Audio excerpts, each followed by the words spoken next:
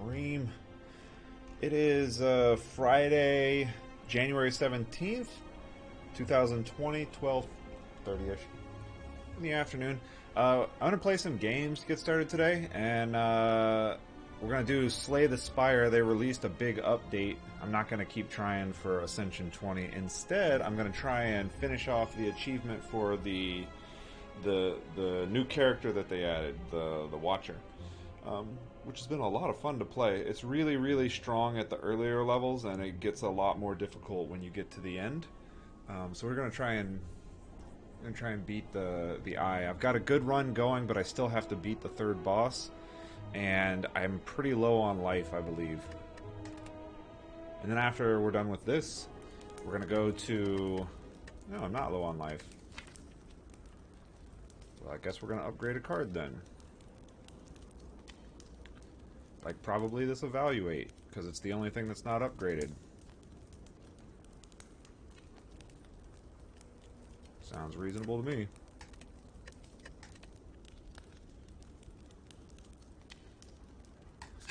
Yeah, so this deck is actually pretty solid.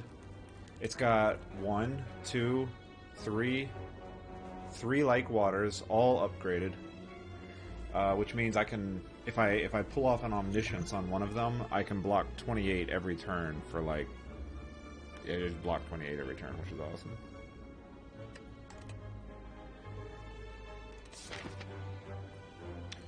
Unfortunately, this thing gets stronger when you play those, which makes it a little less awesome.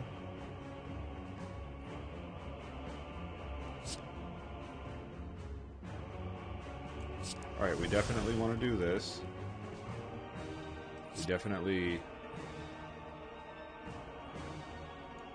want to do this.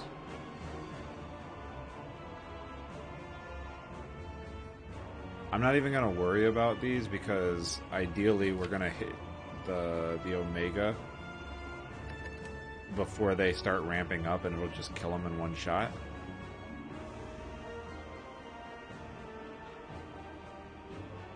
So I think instead...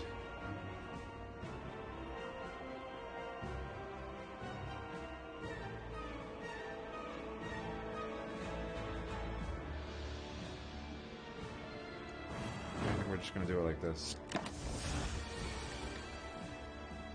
Alright, now I really have to make the choice about whether or not this is going to be helpful or not. So I'm pretty sure that this gains 2...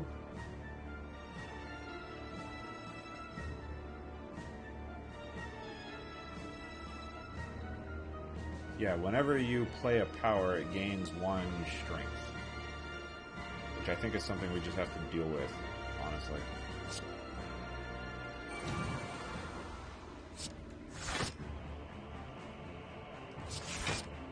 And then it's these, like, draw cards that I really want in my deck because it helps me get to the Omega faster. And then basically all we're going to do is just sit around and defend and let the Omega kill everything.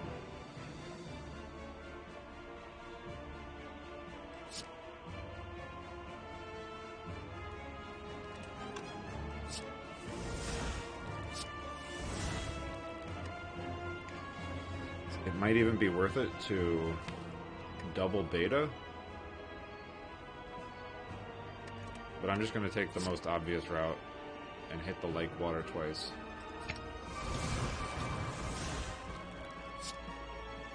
Oh, that's not good. And then I'll get it sometime in the next 2 turns. So yeah, I'm going to take some damage now, but we'll be fine because I'm going to block 21 of it.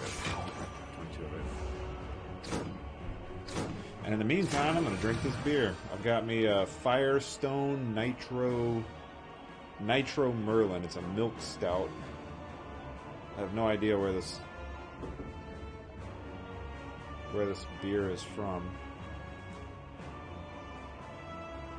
Paso Robles, California. That's cool.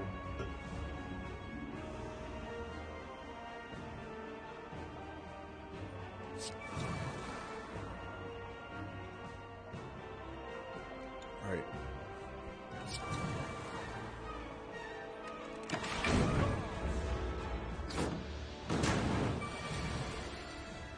from this point on, it's just defense.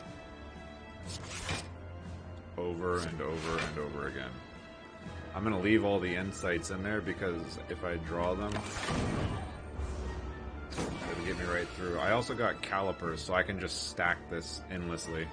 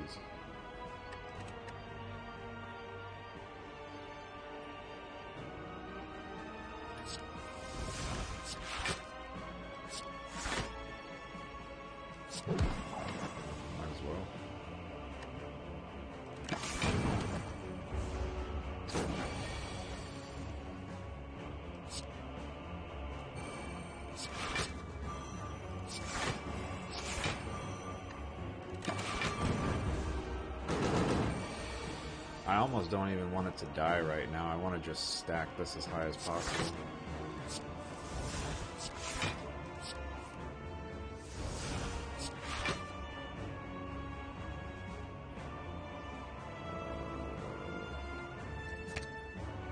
I don't actually care about any of these. I just want to blow a couple of these.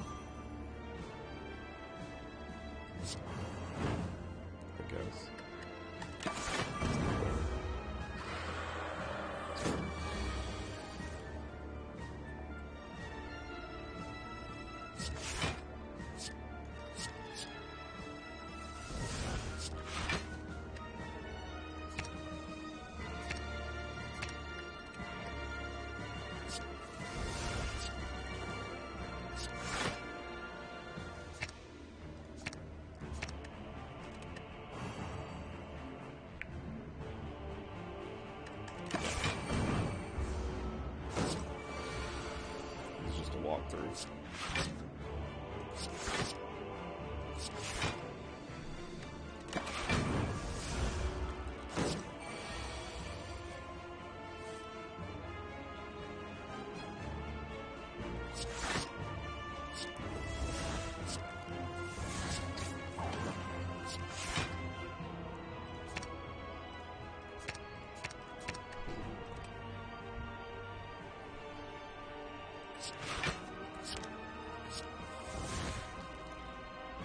I'm a little nervous about the eye because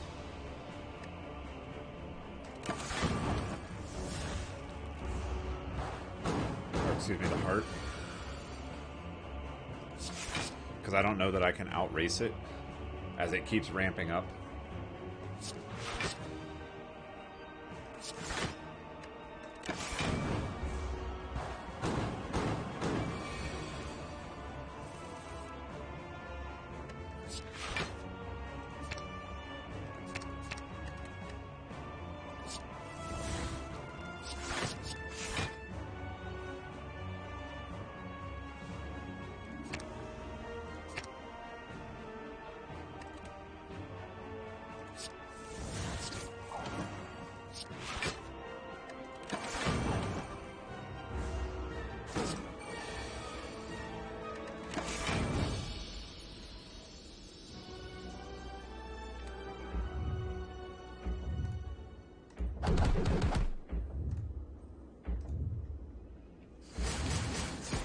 But here we go.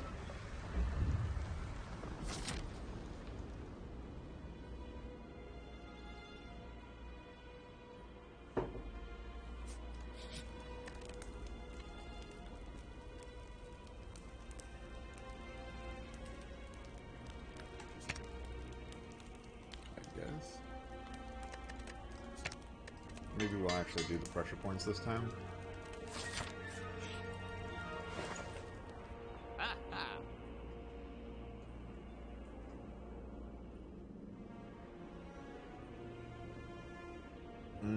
That's good. Removing a card is good.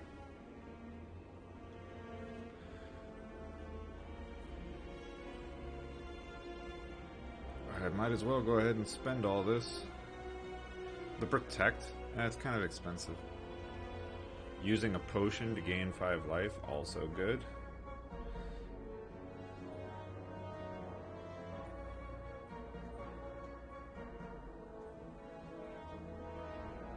Liquid memories. What would I do? Everything exhausts. Nothing goes to my discard pile.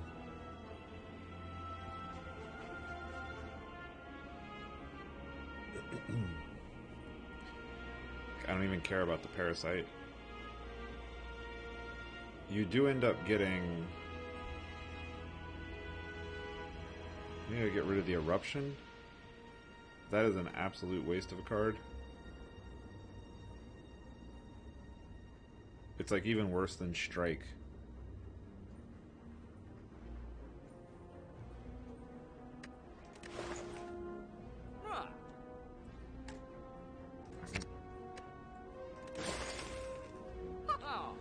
And then I think I want to go ahead and get this fairy.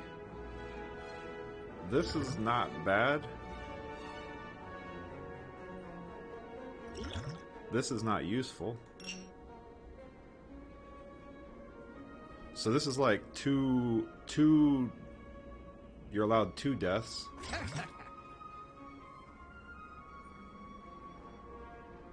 I think this is gonna be okay, because this will keep me from getting...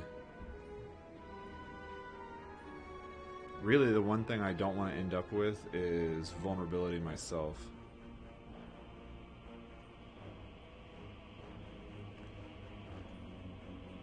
I don't debuff... Oh, well, that's not true. I debuff the,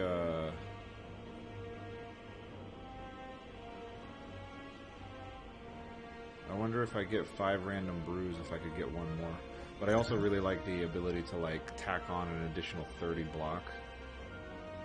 I'm just really concerned about the speed at which I can kill this thing. It's going to take me at least 15 turns to kill it.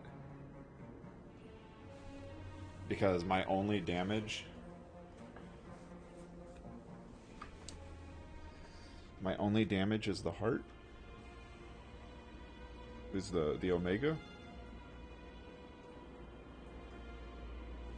I wonder if it's possible to... Like if I omniscience the Omega and do 100 damage, if that would speed things up. Or if the 28 block is more valuable. Since I can die twice and I come back with 60, I think probably going for the omniscience on the thing is fine, because that's at least 2 turns I can die.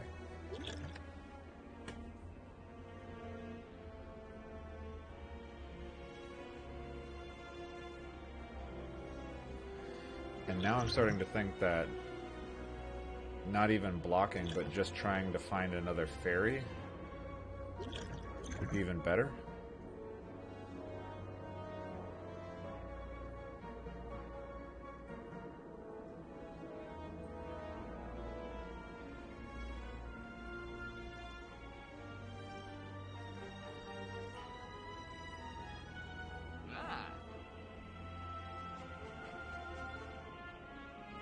I could...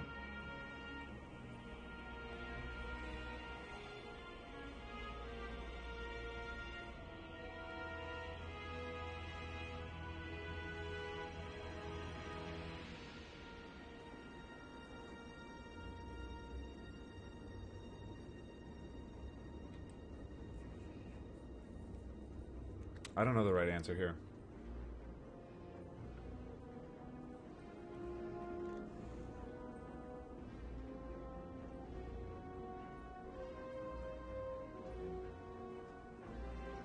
I guess before that, I still have to worry about the other ones first. And they don't do bullshit damage. Alright. Yeah, I don't know if this is the right choice.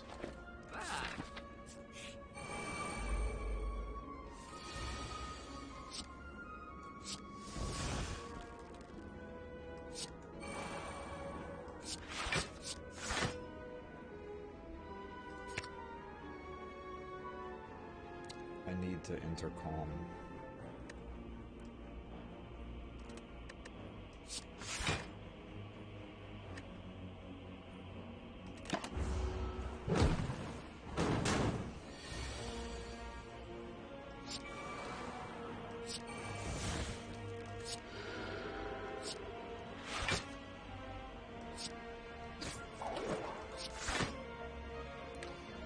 Alright, that'll block 30.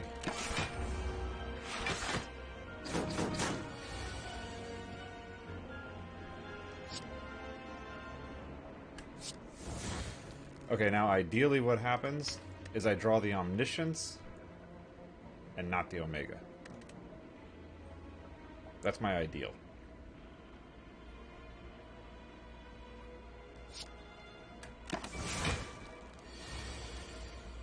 And I got the Omega, which is fine. It is what it is. Okay.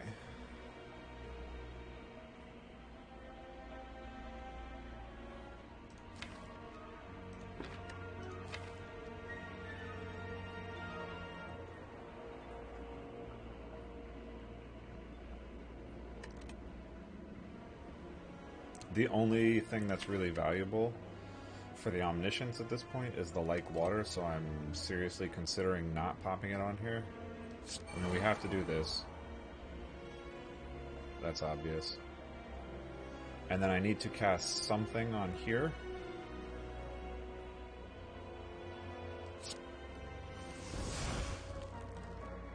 So that I don't die.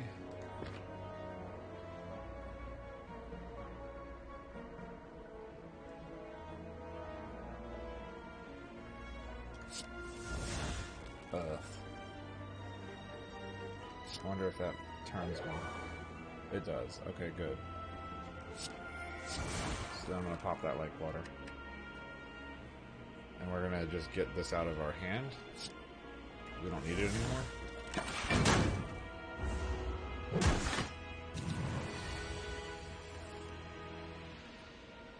This is 32. I've got 21.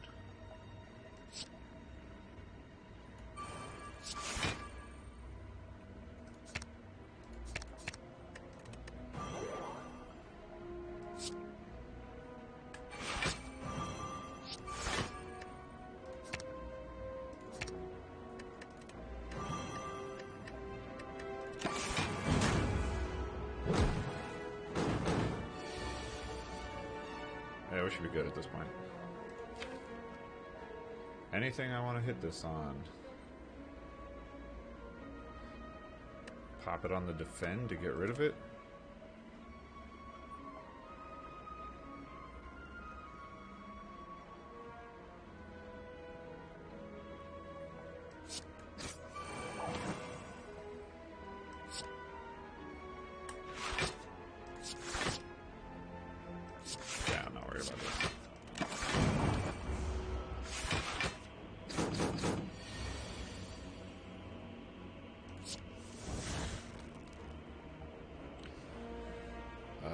I want to get rid of this. Now that's 50.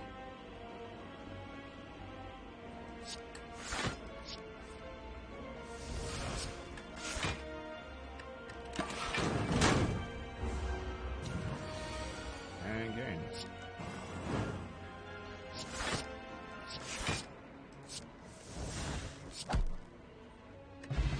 Okay. Cards containing Strike deal 3 additional damage. Well, that's totally worthless. I don't want a colorless potion. I don't want to enter that. I don't want any kind of wrath. Skip.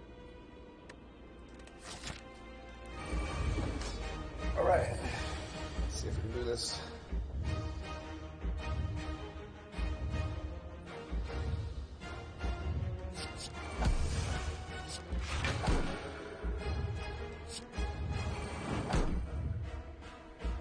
I just want this card out of my hand.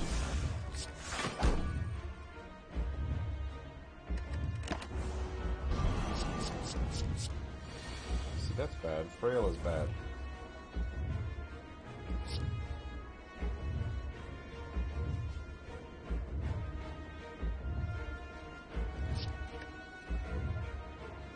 $60 is a lot. Yeah, this is the new character, the Watcher.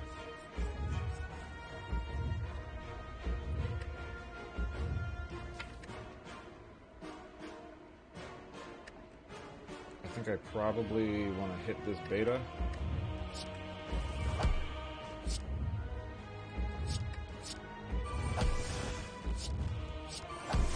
So I'm going to lose my first life right now, but I've got 2 extras up here to come back on. So really all I'm trying to do is like get set up.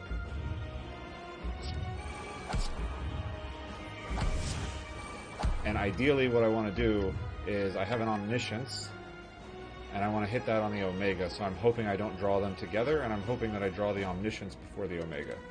That's the plan.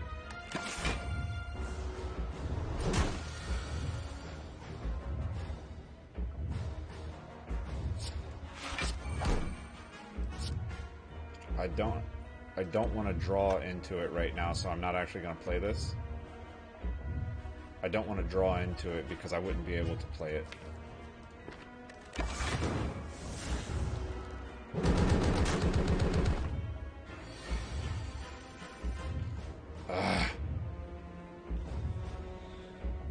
Yeah, I think I have to go ahead and play this.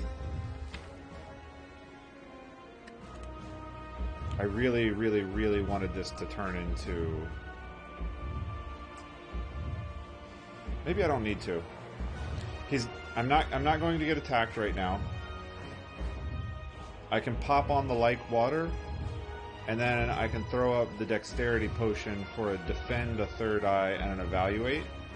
And then starting next turn, I can start to draw through all of the cards. I might even go ahead and draw right now to see if I can get to the... No, I'm going to go ahead and... I'm going to just jack up my block.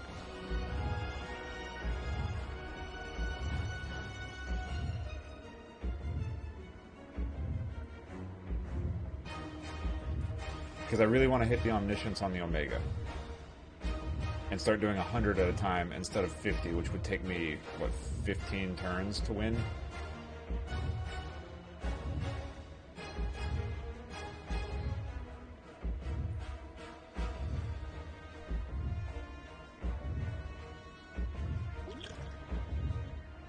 I think we're going to try it.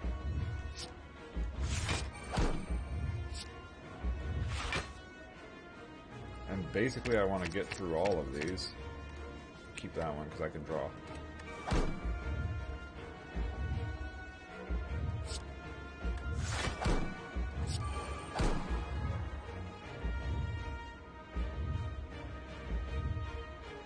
And then in a very ideal world,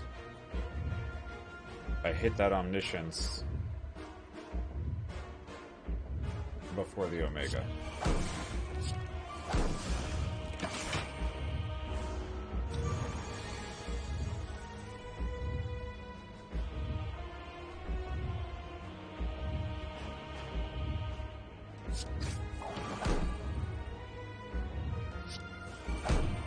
Oh, I have to play it. Okay. It's fine. We just gotta live for 15 turns.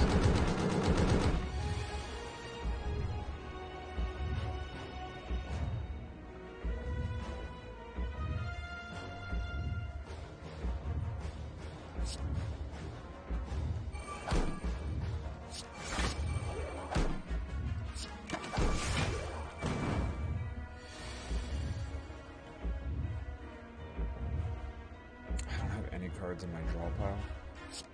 Now I do. Now I can hit the water? Nope.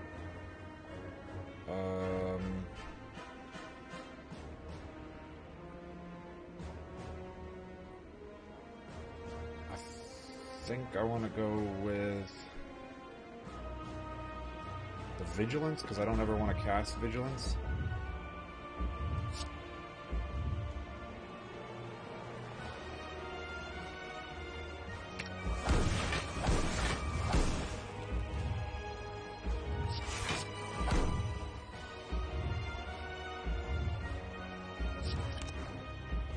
I really wish I could cast that.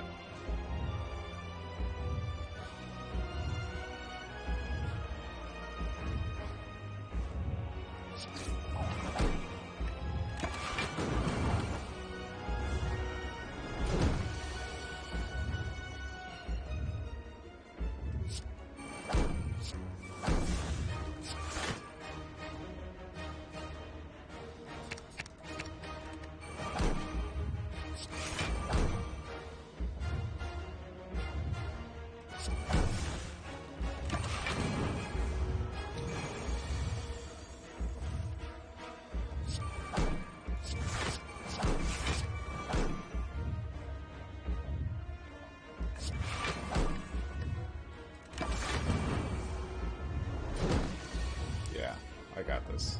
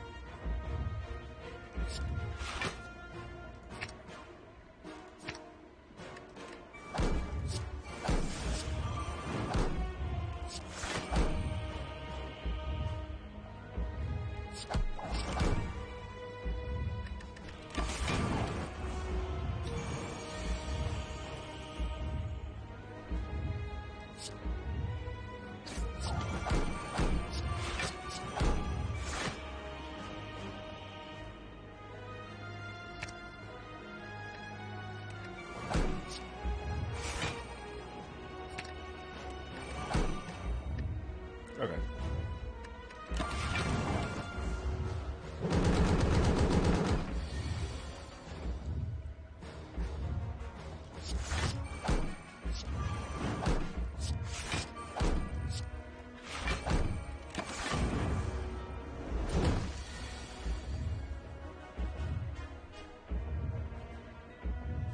I don't know how I got that dexterity.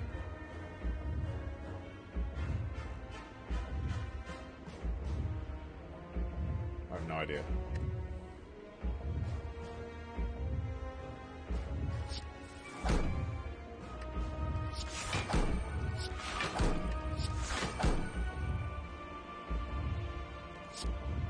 Get rid of these.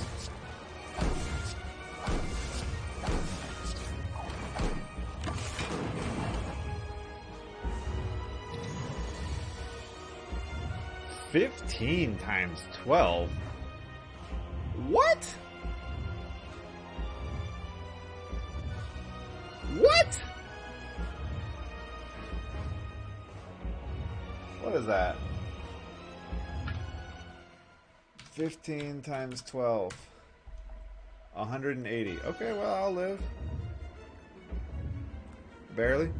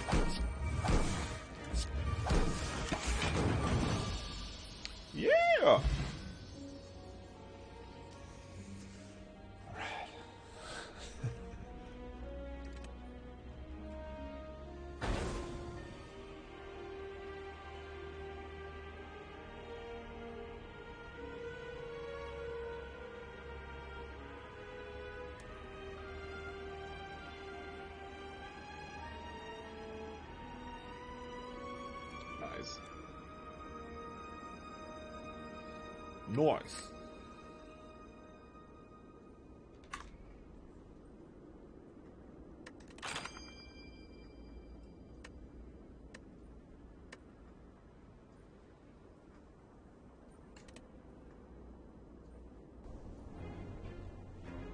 Sweet.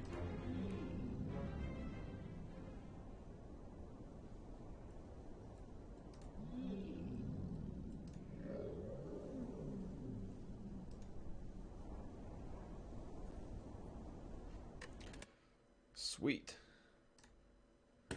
All right, let's switch over. Boom, let's do a little zoom in. Camera front, properties, configure, camera, zoom. There we go. Okay. All right, perfect.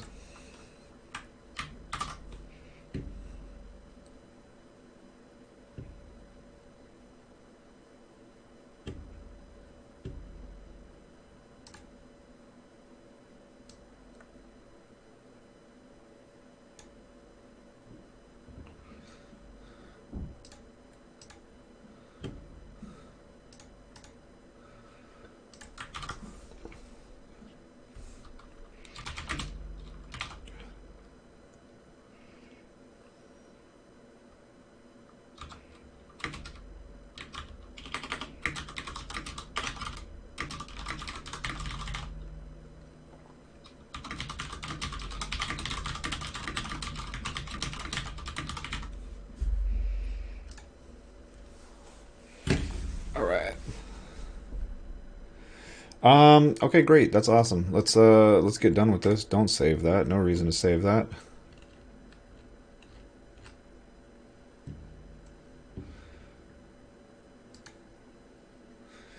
And then let's see.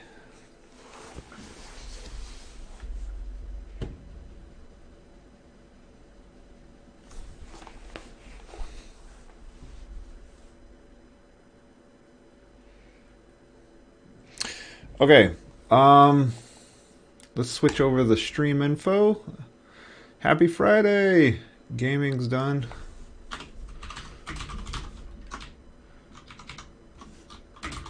Now finishing up the PyTorch Blitz tutorial. No longer playing Slay the Spire. Now playing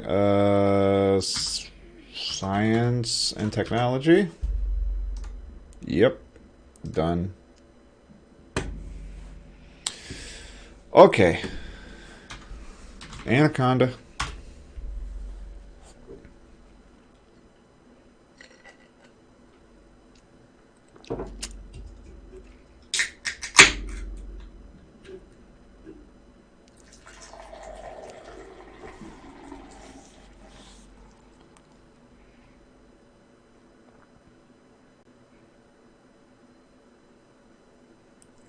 That beer going.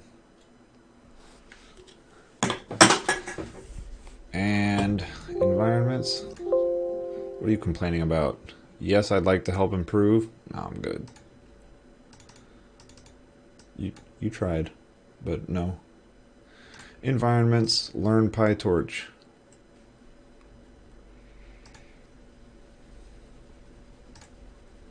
Open terminal. Okay. Jupyter Lab.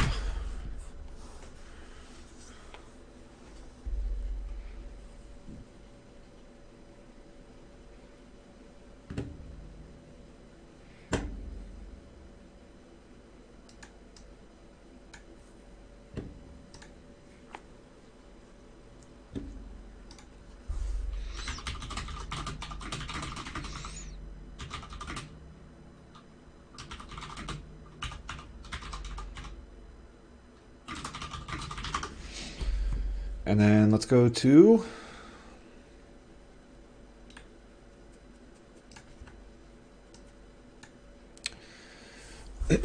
we had PyTorch, tutorials, blitz. I'm in the wrong spot here.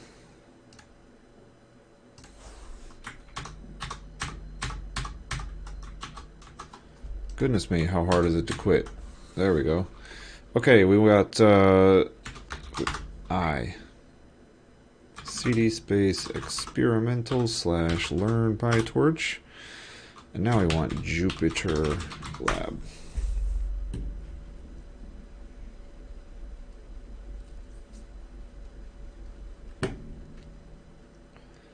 Copy this.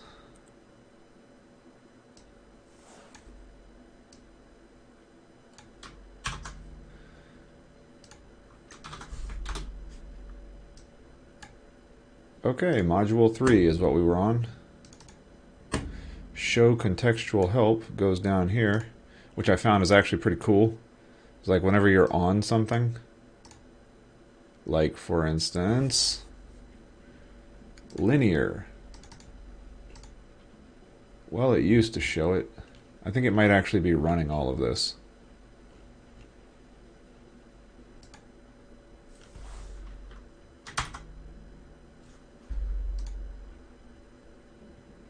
Click on a function to see documentation. There it goes. Okay. All right, perfect. So we're on neural networks. Last time we were here, and I'll zoom in so we can actually see this. Last time we were here, I was looking at this image and I was trying to figure out what the problem was, because a convolution should have taken this from a 32 by 32 down to a 30 by 30 if, in fact, it is using a kernel size of 3, a 3 by 3 square convolution. And then what ends up happening, and the reason that it shows it like this as going to 28 by 28, is because when we get to module 4, it actually does a 5 by 5 convolution. And that's what this image is from. It's from the 5 by 5, not from this one. So that's what we need to do now.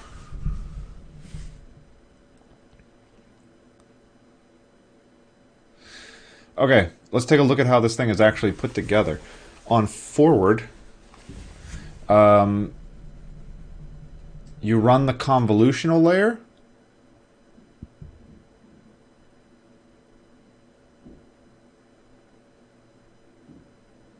And you have activations going to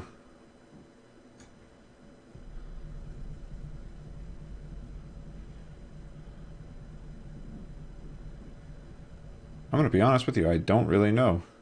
All right, you run the convolution, and then you activate the values in here based on a rectified linear unit. And then you do a max pool 2D.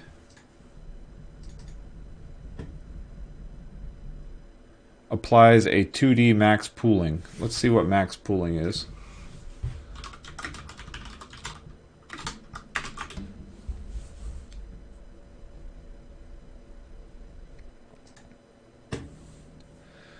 All right, convolutional layers is a convolutional neural network.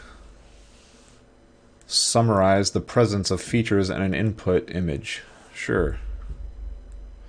A problem with the output feature maps is that they are sensitive to the location of the features in the input. A problem with the output feature maps is that they are sensitive to the location of the features in the input. One approach to address this sensitivity is to downsample the feature maps. Ah.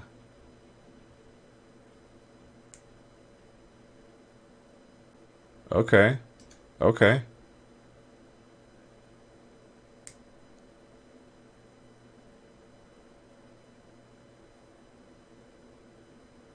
Six channels to 16 channels.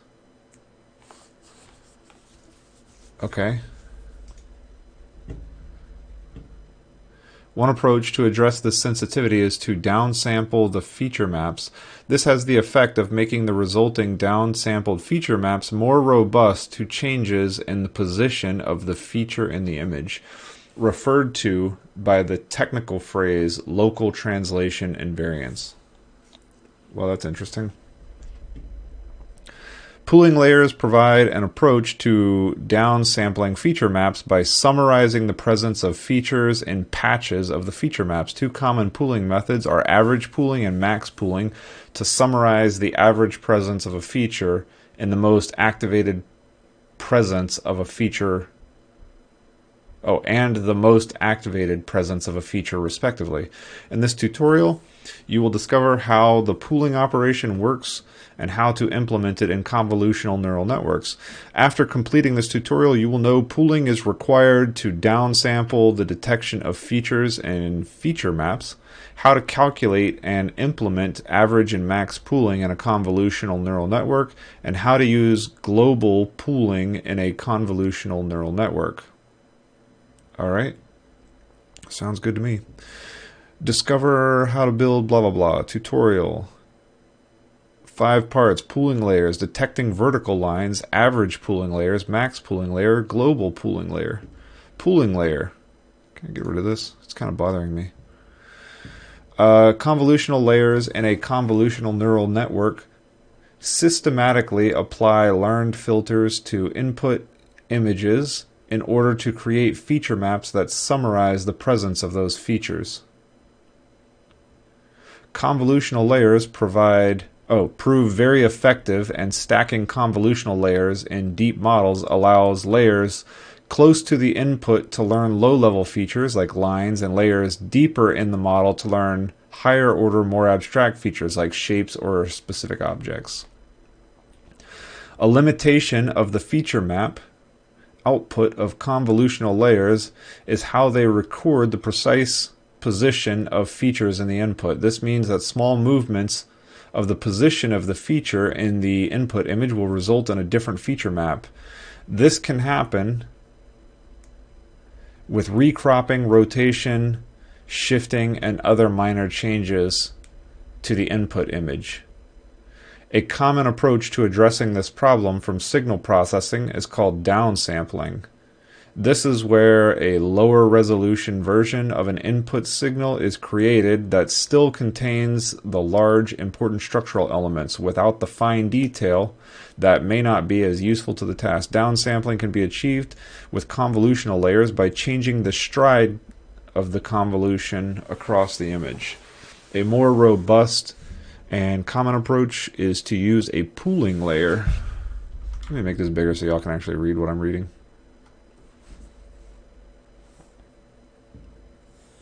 Okay. A more robust and common approach is to use a pooling layer. A pooling layer is a new layer added after the convolutional layer, specifically after the nonlinearity. For example, rectified linear unit has been applied to the feature maps output by a convolutional layer. For example, the layers in a model may look as follows: input image, convolutional layer, nonlinearity, pooling layer. Okay. The addition of a pooling layer after the convolutional layer is a common pattern used for ordering layers within a convolutional neural network. It may be repeated one or more times in a given model. The pooling layer operates upon each feature map separately to create a new set of the same number of pooled feature maps. Pooling involves selecting a pooling operation, much like a filter, to be applied to feature maps. The size of the pooling operation or filter is smaller than the size of the feature map. Specifically, it almost always 2 by 2 pixels applied with a stride of 2 pixels. This means that the pooling layer will always reduce the size of each feature map by a factor of 2. For example, each dimension is halved, reducing the number of pixels or values in each feature map to 1/4 the size. For example, a pooling layer applied to a feature map of 6 by 6 will result in an output map of 3 by 3. The pooling operation is specified rather than learned. Okay? Two common functions used in the pooling operation are average pooling, calculate the average value of each patch of the feature map, and max pooling, calculate the maximum value for each patch in the feature map. Gotcha.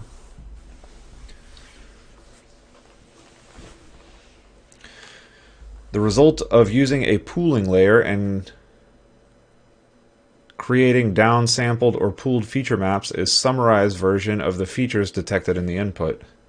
They are useful as small changes in the location of the feature of the input detected by the convolutional layer will result in a pooled feature map with feature in the same location. Oh, I got it.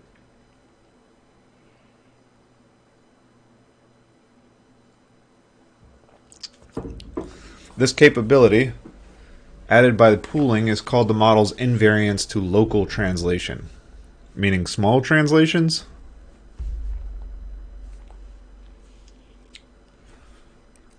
Detecting vertical lines. Before we look at some examples of pooling layers and their effects, let's develop a small example of an input image and convolutional layer to which we can later add and evaluate pooling layers. In this example, we define a single input image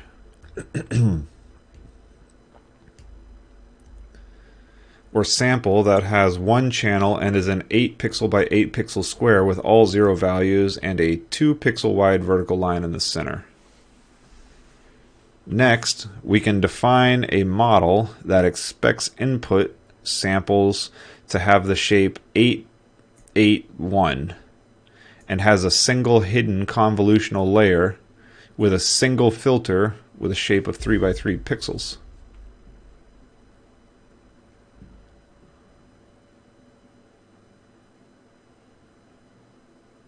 Yep.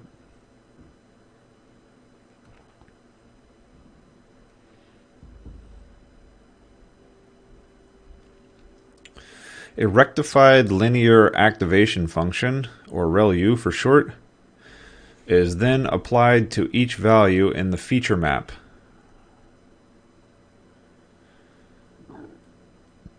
This is a simple and effective nonlinearity that in this case will not change the values of the feature map, but is present because we will later add subsequent pooling layers, and pooling is added after the nonlinearity applied to the feature maps. For example, a best practice.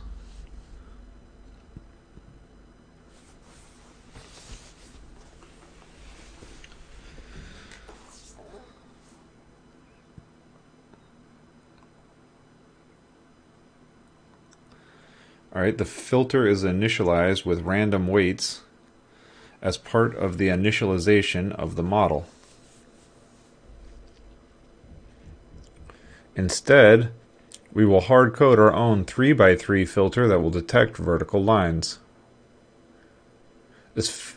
That is that the filter will strongly activate when it detects a vertical line and weakly active when it does not. We expect that by applying this filter across the image, that the output feature map will show the vertical line was detected.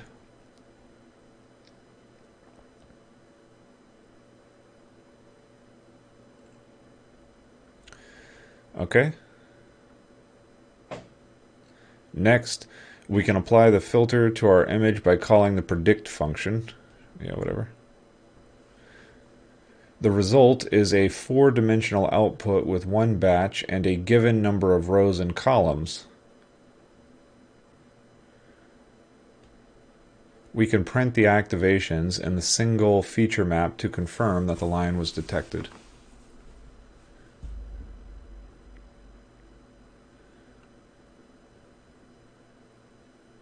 Got it.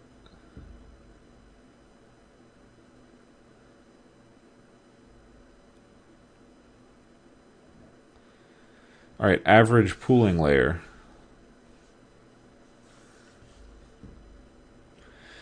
On 2-dimensional feature maps, pooling is typically applied in 2 by 2 patches of the feature map with a stride of 2.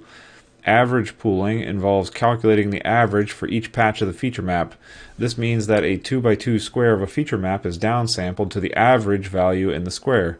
For example, the output of the line detector convolutional filter in the previous section was a 6x6 feature map, we can look at applying the average pooling operation on the first line of that feature map manually. The first line for pooling, first 2 rows and 6 columns of the output feature map were as follows. The first pooling operation is applied as follows.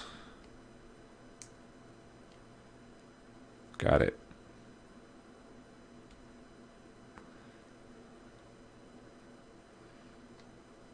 Okay. So the way that I understand this now is a pooling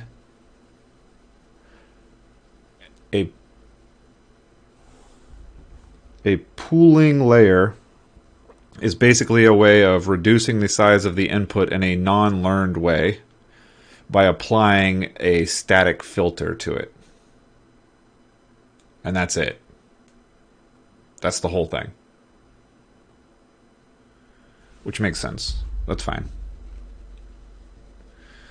So basically we're saying we have this idea about how this thing should be done.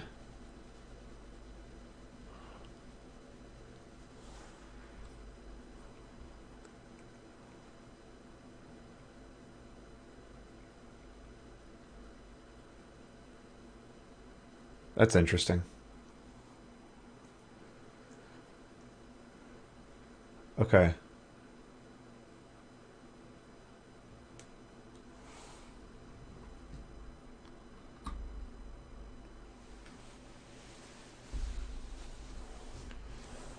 Okay. That makes sense.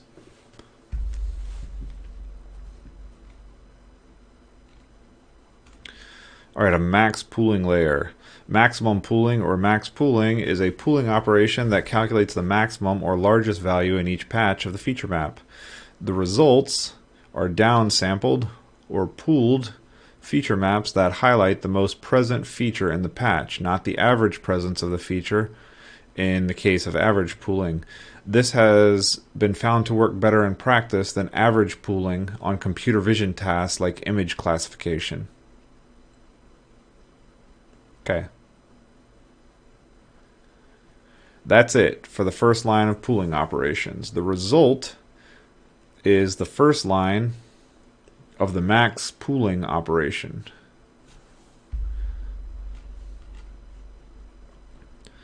There is another type of pooling that is sometimes called global pooling. Instead of downsampling patches of the input feature map, global pooling downsamples the entire feature map to a single value. Wow. This would be the same as setting the pool size of the map to a feature map. Global pooling can be used in a model to aggressively summarize the presence of a feature in an image. It is also sometimes used in the model as an alternative to fully connected layer to transition from feature maps to an output prediction for the model. Both global average pooling and global max pooling are supported by Keras, blah blah blah blah blah. Okay. Okay. Let's zoom in. We were working on this yesterday.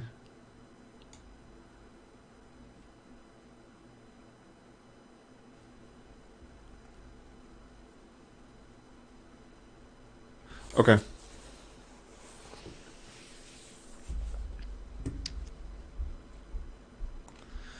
I want to say we had this done. Params equals list. Okay, torch.random.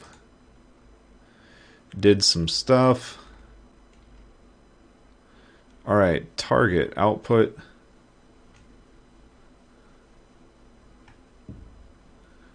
Torch.rand n110. Change the shape. Define the criterion as mean squared error loss. Print it out. Okay. Excuse me. Convolutional 2D, ReLU, max pool 2D, convolutional 2D, ReLU, max pool 2D. Okay, so it's this long chain of stuff. And then we print out the actual stuff. Okay, I've definitely done all of this. The back prop. All right, this is the part where like I typed it up, but I wasn't really paying attention. So we need to check this out. To back propagate the error, all we have to do is loss.backward. You need to clear the existing gradients though, else gradients will be accumulated to existing gradients.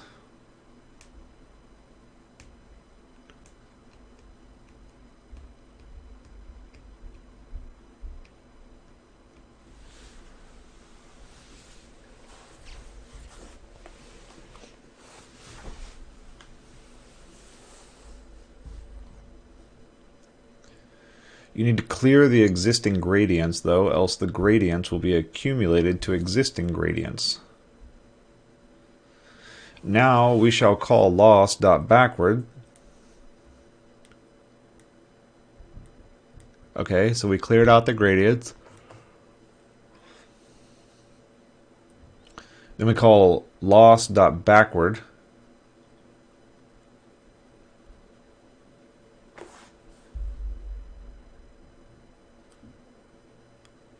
Loss is the criterion of the output to the target.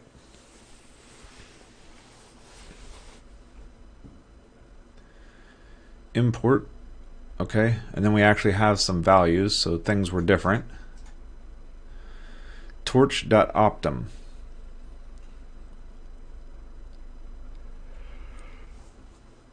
Excuse me. The update rule used in practice is stochastic gradient descent. Weight equals weight minus learning rate times the gradient. We can implement this using simple Python code.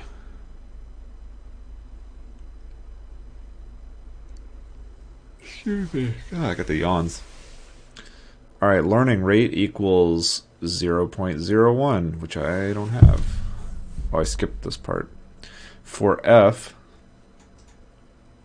alright, then we're saying take the parameters, subtract in place the gradient times the learning rate of that parameter. Okay. However, as you use neural networks, you want to use various different update rules such as stochastic gradient descent, this other thing, atom, RMS prop, etc.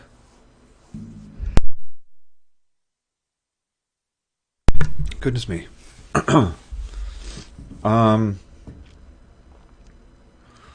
To enable this, we built a small package, torch.optim, that implements all these methods. Using it is very simple. Import torch.optim, create your optimizer. Optim.stochastic gradient descent net.parameters learning rate 0.01. In your training loop, optimizer.zeroGrad output equals, alright, so you forward your network to get your result. You calculate the difference between your result and your expectation. You propagate the loss backward. No, you calculate the gradients. That's what backward is. And then optimizer.step, which actually does the update. Okay, this all makes sense to me.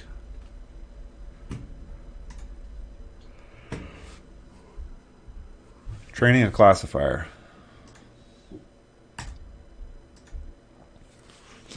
Rename.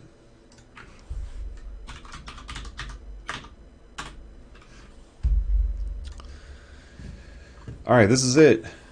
You have seen how to define neural networks, compute loss, and make updates to the weights of the network. Now you might be thinking, what about data? Generally, when you have to deal with image, text, audio, or video data, you can use standard Python packages that load data into a NumPy array. Then you can convert this array into a torch tensor. For images such as pillow, open For images, packages such as Pillow and OpenCV are useful. For audio, packages such as SciPy and Librosa. For text, either raw Python or Cython base loading, or NLTK and SPASI are useful. Specifically for Vision, we created a package called Torch Vision. This has data loaders for common datasets such as ImageNet, CFAR10, MNIST, etc., and data transformers for images visualization, Torch Vision.datasets and Torch Utils.data.dataloader. This provides a huge convenience and avoids writing boilerplate code. For this tutorial, we will use the CFAR10 dataset. It has the I don't know what's going on with my voice all of a sudden.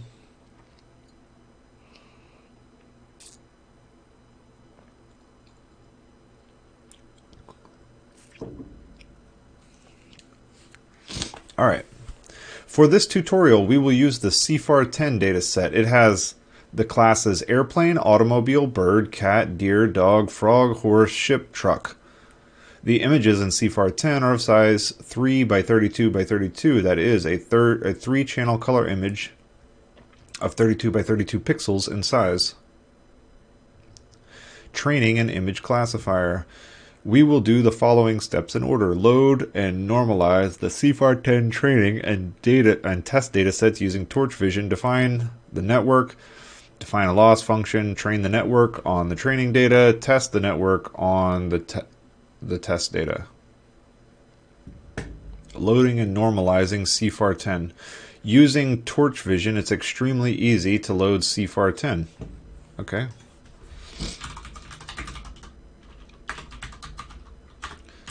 Import Torch Vision.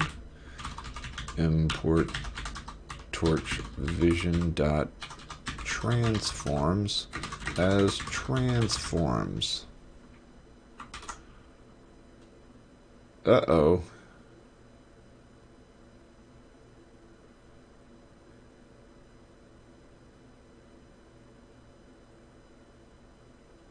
Torch Vision cannot import name pillow version from PIL.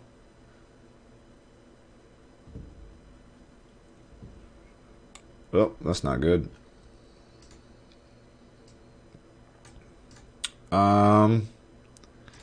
Anaconda.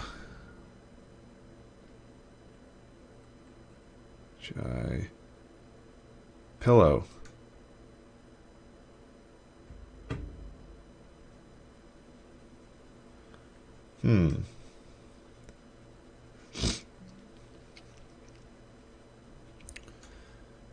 Well, that's frustrating.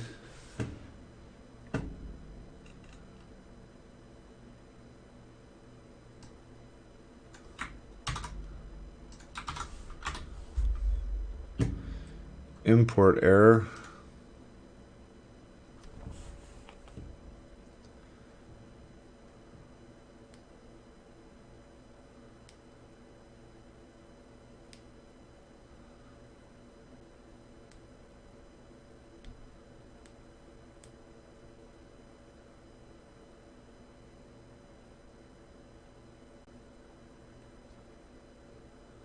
Installing what operating system?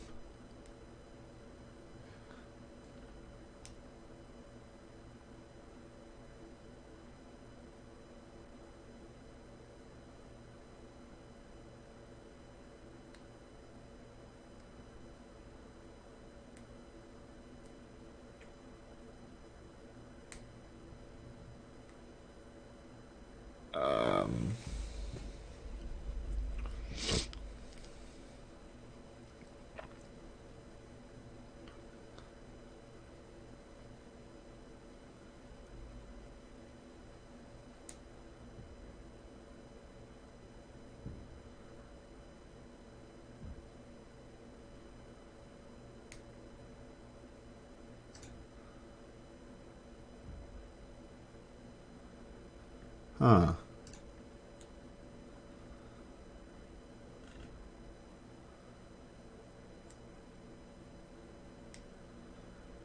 Okay, let's see what version of Torch Vision we have.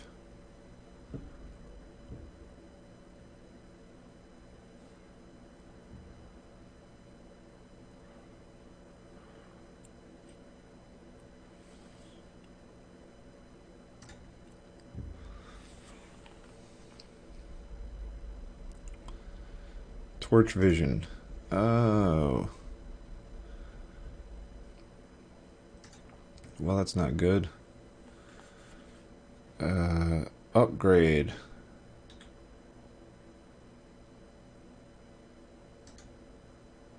Updatable. Shit. That's lame.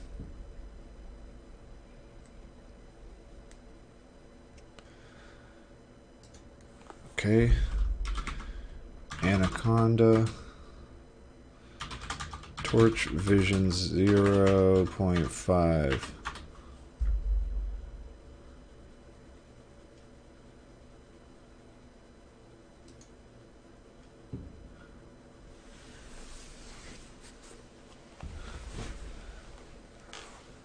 Okay. Conda install.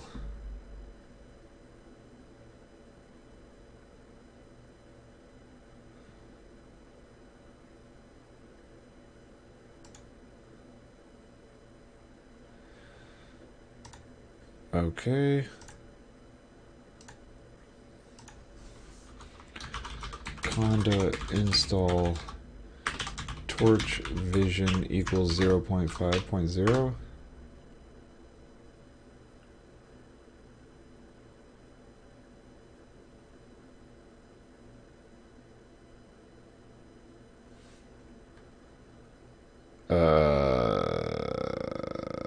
Not good.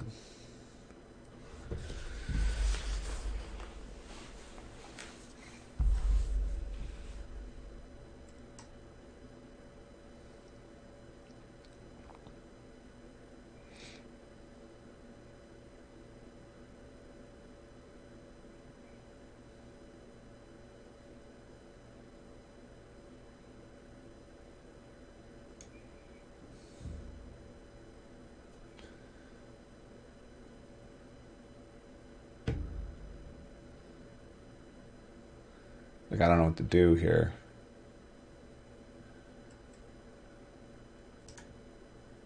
Nope, that's not what I wanted to do. I'm certain of that.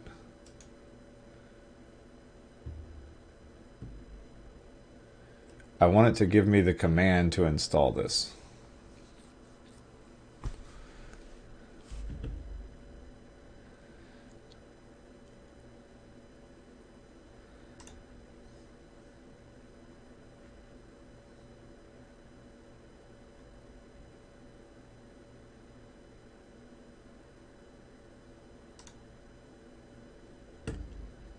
Okay.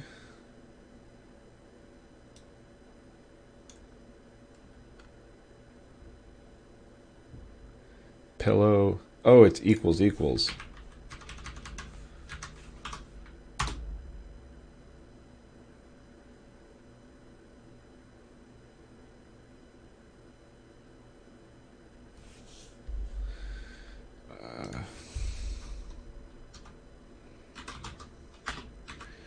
Anaconda install specific version.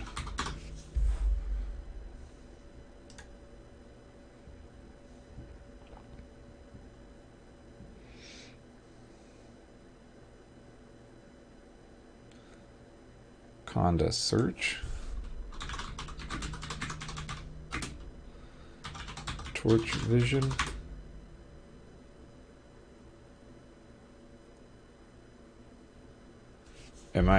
Am I spelling this wrong?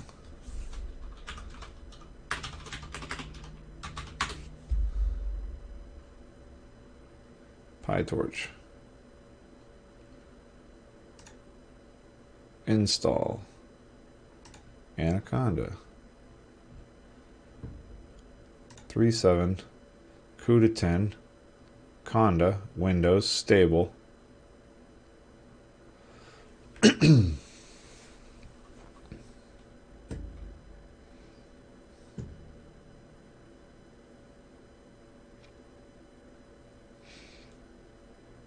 Well, damn. I don't know the answer.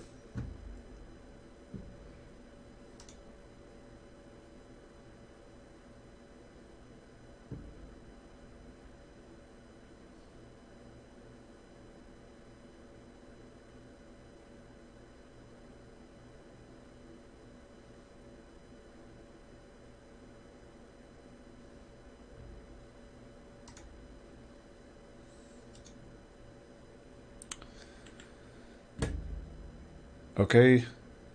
Let's do the downgrade of pillow. Pillow version. Okay. Conda. Install. Pillow equals 6.1.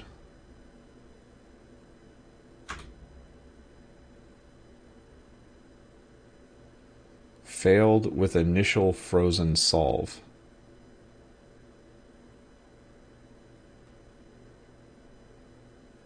Downgraded. Do it. Okay, sweet. Let's try this one more time.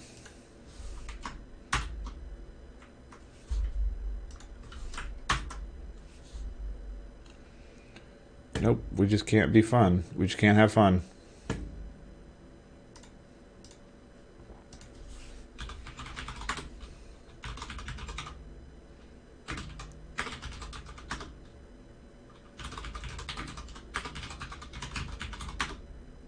Well, that worked. Okay, so how do I reset this? Restart the kernel. Boom.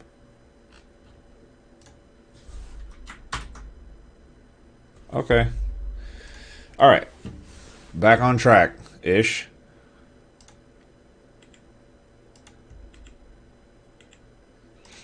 That was kind of crappy.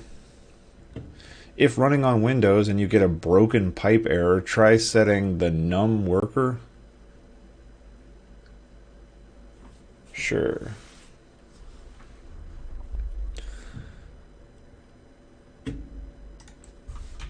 Transform equal transforms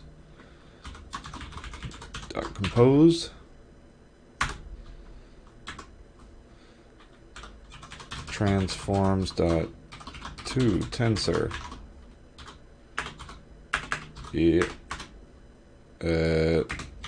transforms dot normalize 0.5 0.5 Ooh, 0.5 0.5 0.5 0.5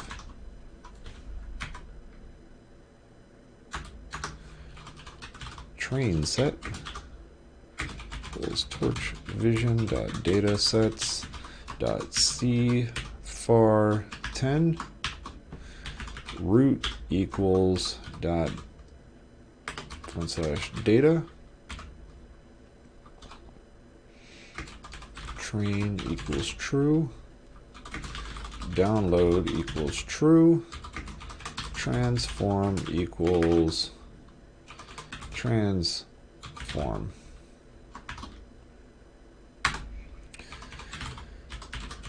train loader equals torch dot utils dot data dot data loader train set batch size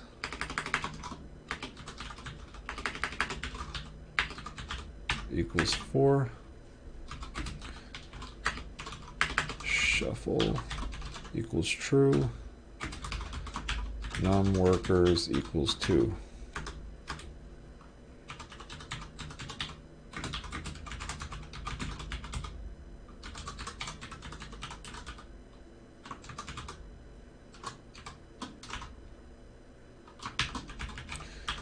root equals / data train equals false, download equals true, transform equals transform, test loader. Goodness me, there's a lot to type here.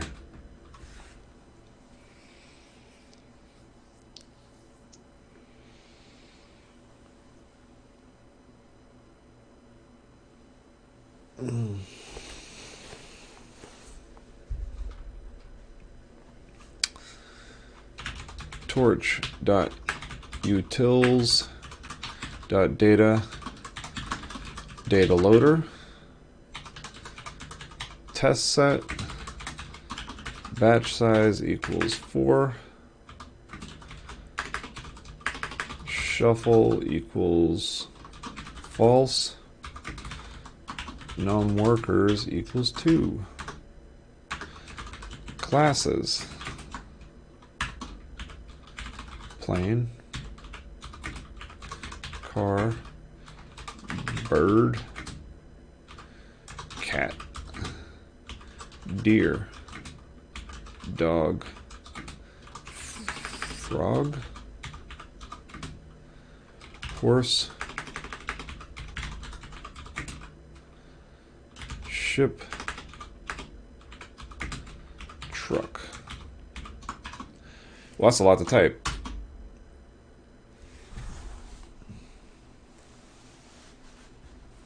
Message rate exceeded.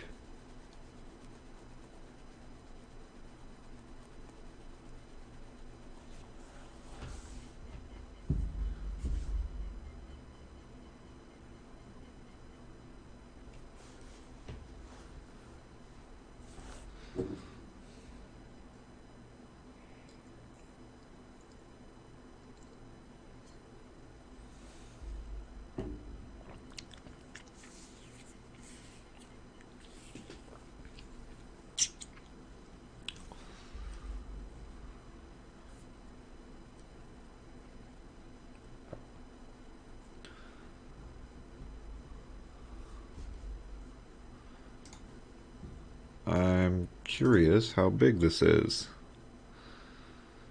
Experimental. Learn Python. Learn PyTorch. That's pretty big. Okay. All right, so we have data.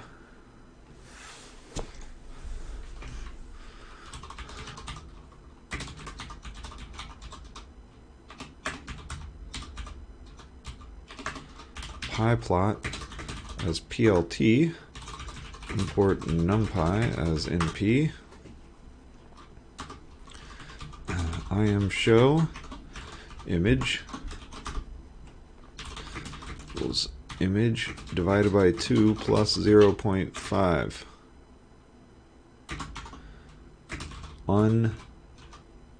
Unnormalize. NP image equals image.numpy.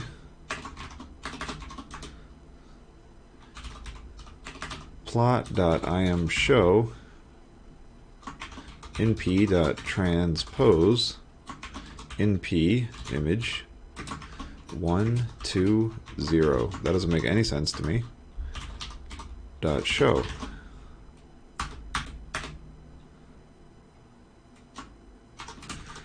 Get some random training images. Data iter equals iter of train loader. Cool. Images labels equals data iter dot next.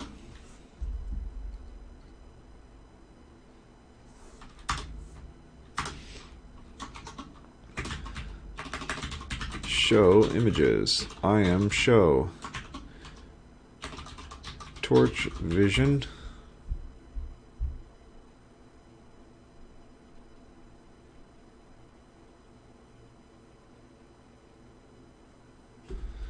Torch vision dot utils dot make grid images.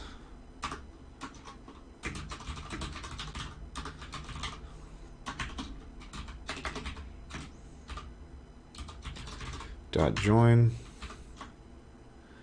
Is that 5s mod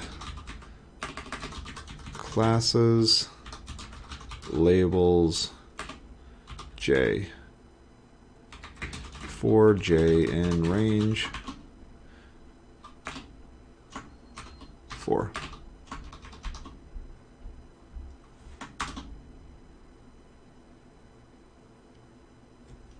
Sure.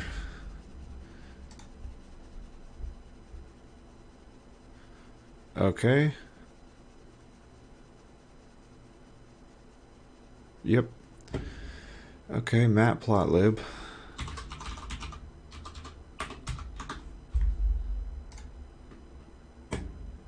Give me the installation.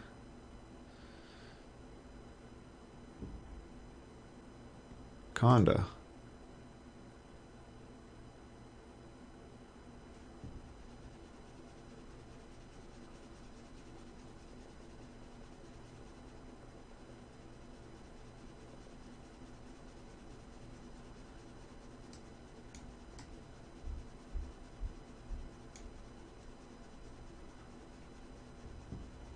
I don't want to build it.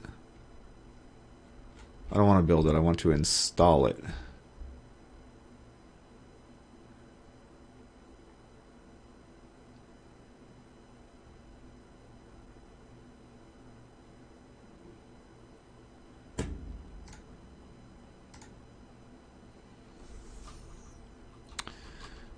Matplotlib.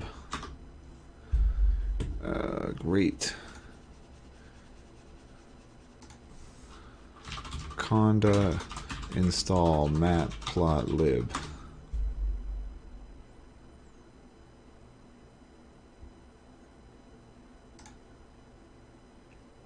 Okay, well that was easy.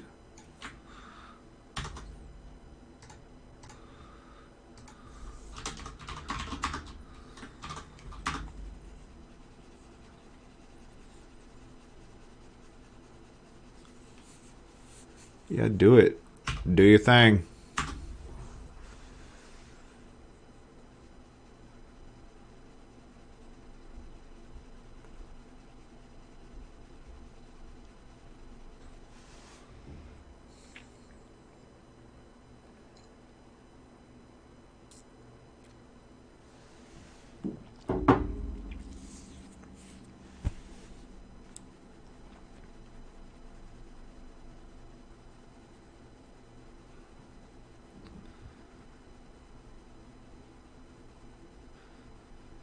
Execute the transaction.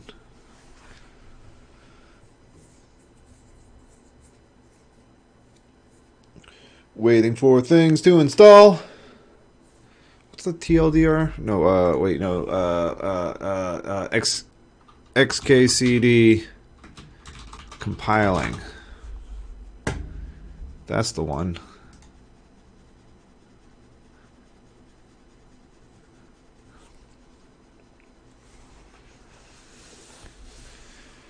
"3D conversion" by Kenny Root.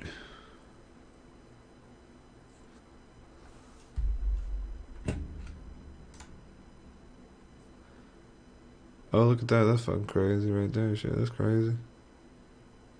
Weird.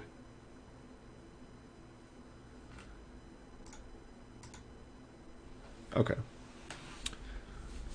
Want to go for a bike ride? No, I hate 3D stuff. It gives me a headache. When you think about it, this excuse can get you out of almost anything.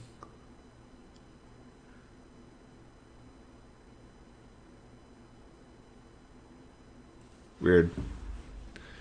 This is taking forever.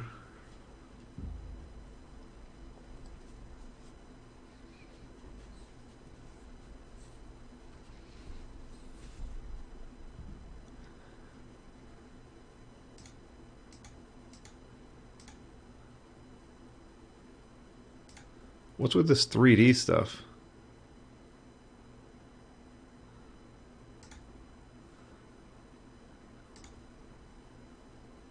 That's awesome.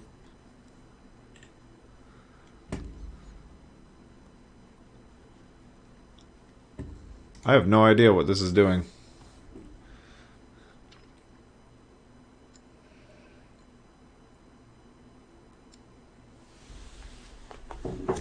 Let's play Steam games.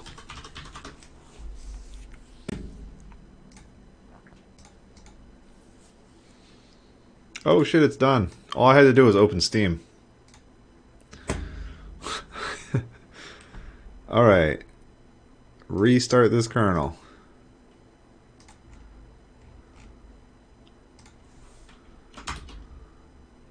Okay. That's done. Files already downloaded and verified. Hey, alright. Look at that. Look. It didn't actually print it out. Oh, there it goes.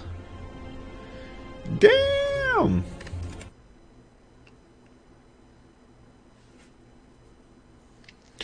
Okay. So now we got some stuff. I'm going to go ahead and say that's a truck, a horse, a ship. Fuck if I know what that is. A bird. Maybe? Man, even if I stand back, I can't tell what that is. A horse. Okay. It's not a car. Maybe it's a cat.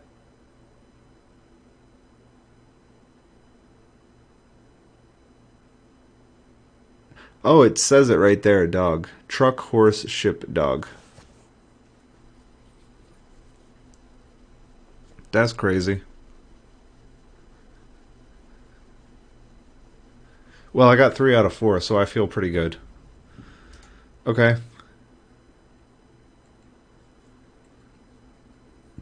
Define a convolutional neural network.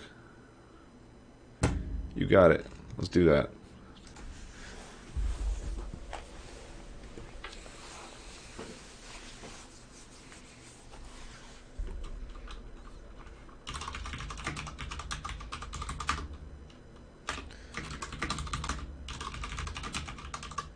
Torch.in.functional as f.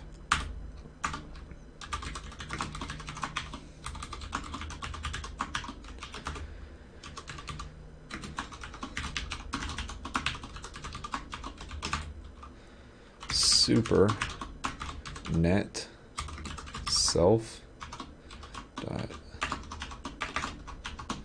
init. Yeah, self dot convolutional 1 equals nn dot conv 2d 3 6 5 self dot conv 2 equals nn dot conv 2d 6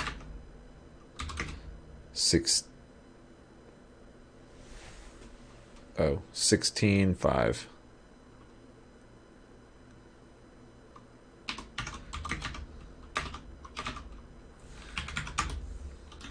Self dot pool equals nn dot max pool 2d of 2 2.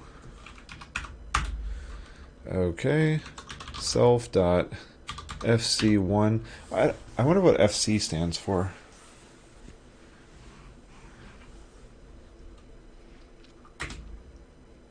I don't really know. nn dot linear 16 times 5 times 5 120.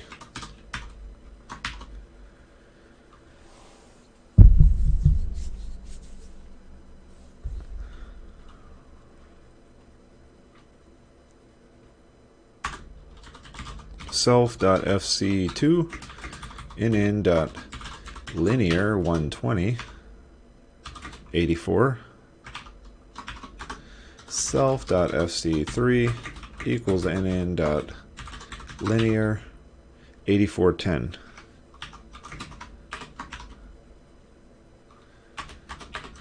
Def forward self x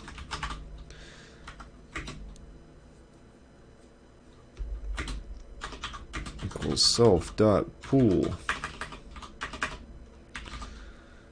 of f dot rectify linear unit self dot conv1 of x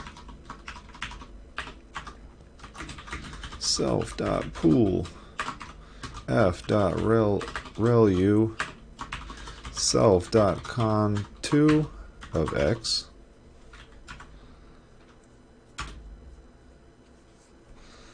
okay x equals x dot view minus 1 16 times 5 times 5.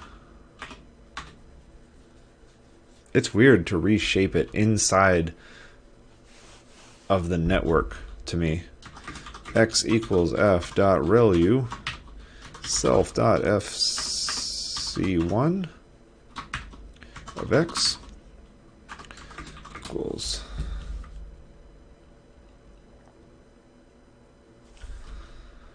f dot relu of self dot fc2 of x x equals self dot fc3 of x return x net equals net.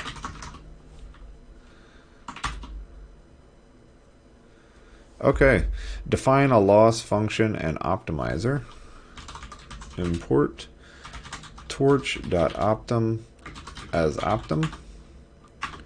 Criterion equals nn.cross entropy loss. Optimizer equals optim.sgd. Net.parameters learning rate equals 0.001. Momentum equals 0.9. I think the first thing we're going to do is look at optimizers because I don't understand what that does. Train the network. For epoch in range 2. Running loss equals 0.0. For I data in enumerate train loader 0. Inputs labels equals data.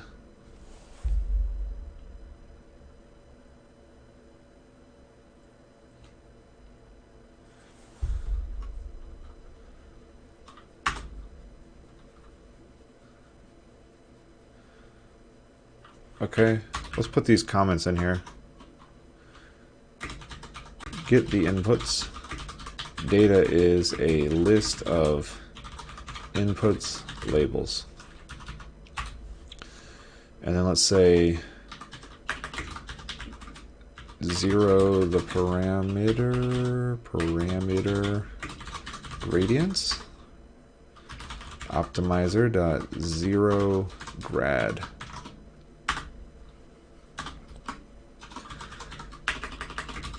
Forward plus backward plus optimize. Outputs equals net of inputs. Loss equals criterion. Outputs labels. Loss equals backward.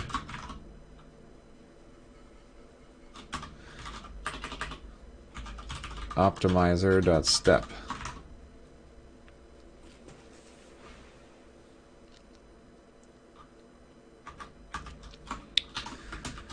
Print statistics.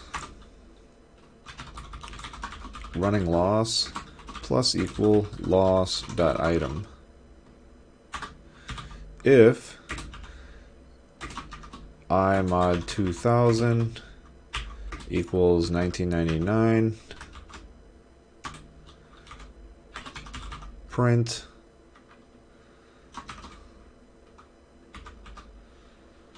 %d, %5d, loss, colon, %.3f.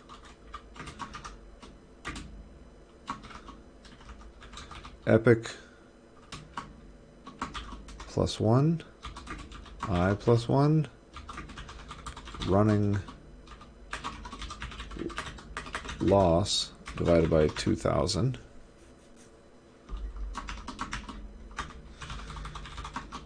Running loss equals 0. Print finished training. How long do you think this is going to take?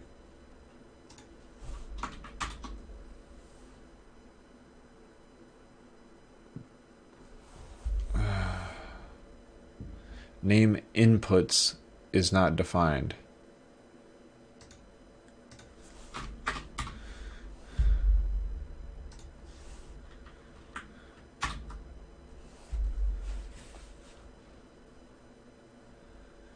Name backward.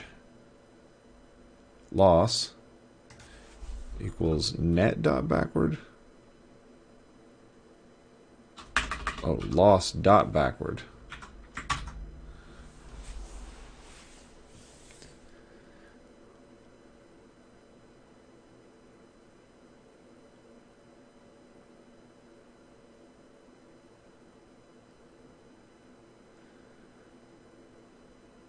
Okay.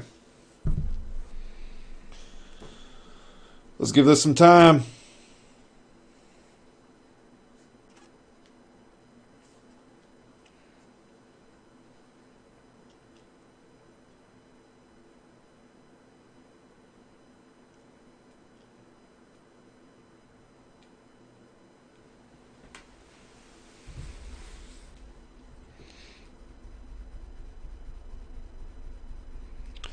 So we give the optimizer the parameters to the network. And because the loss is a single value, we can just call loss.backward.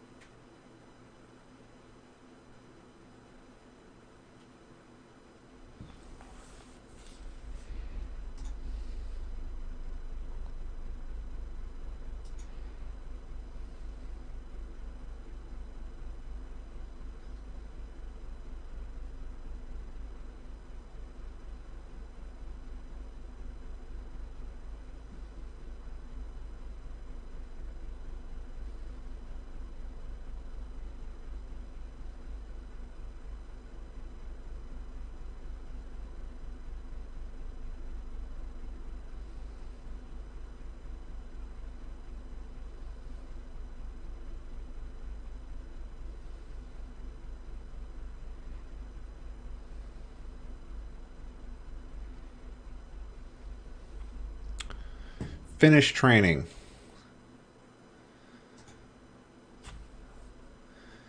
Okay, great. Now you can save the parameters. Let's do that. Path. Dot front slash cfar net dot path. Oh, no. Dot pth. I don't know what pth stands for. Torch dot save net dot state dict path. Okay. See here for more details on saving PyTorch models. Test the network on the test data. That sounds like a solid choice. Let's do that. Data iter equals iter test loader. Images labels equals data iter dot next. Print images.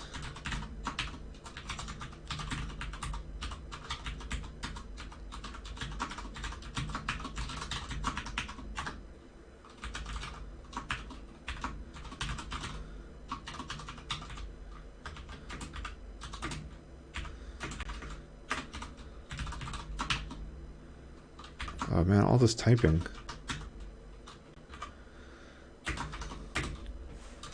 Classes, labels, J, for J in range 4.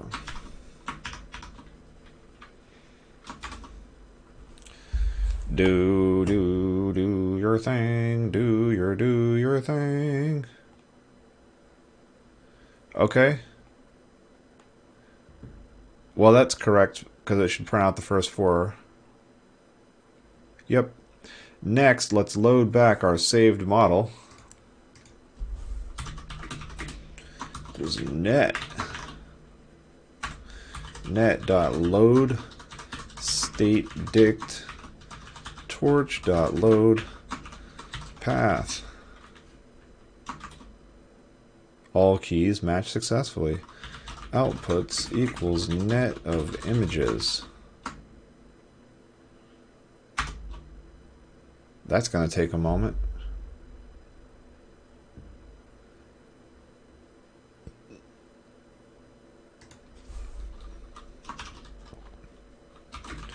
Predicted equals torch.max. Outputs 1. Print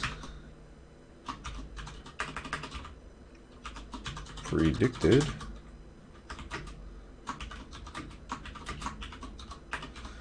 dot join %5s %5s classes predicted J for J in range 4. Bird ship.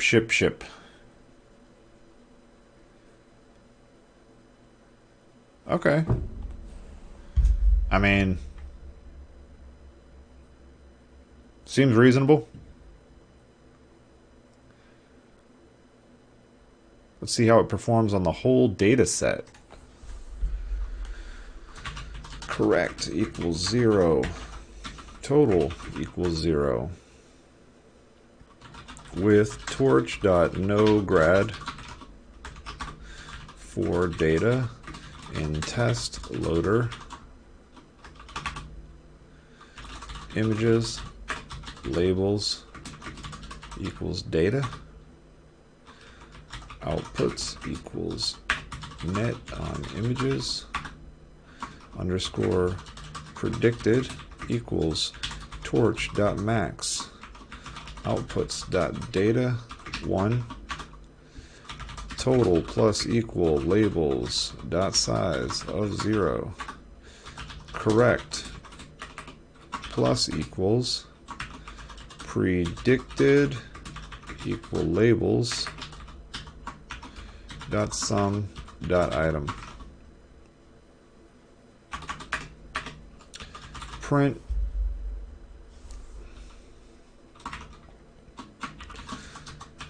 accuracy of the network on the 10,000 test images %d %%.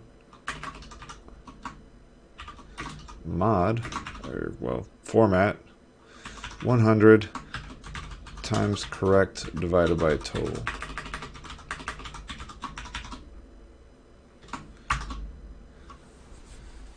I wish there was like a little spinner or something that showed you when it was grinding away on doing something. Okay, 55%, I'll take that.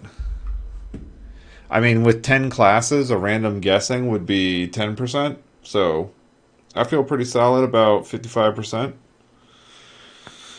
I wonder what happens if we let it train a little bit longer. Maybe like an hour. And that's it. Maybe like an hour.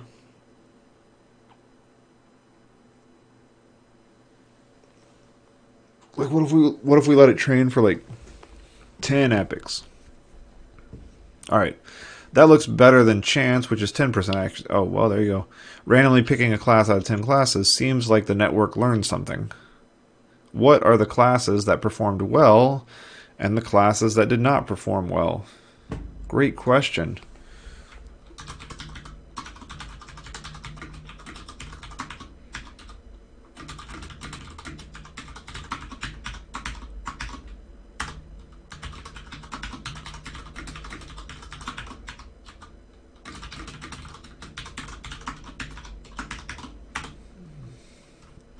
With torch.nograd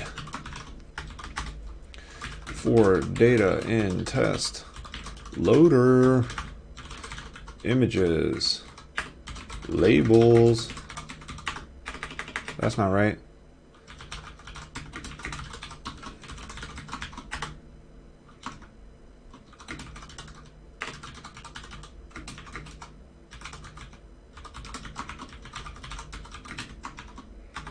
C equals predicted equals labels dot squeeze. What the hell does squeeze do?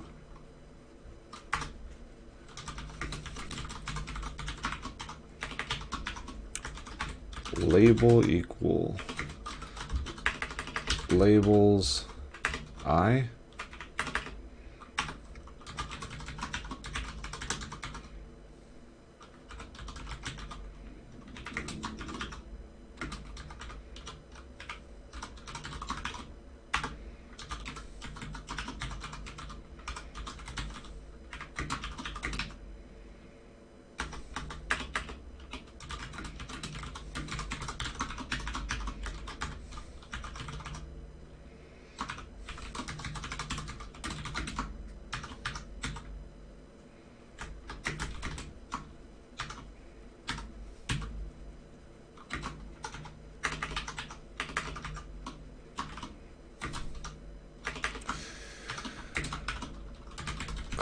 Oh man, come on.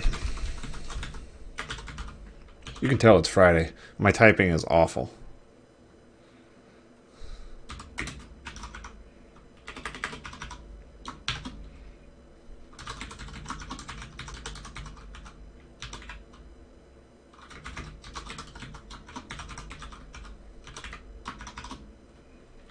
Okay.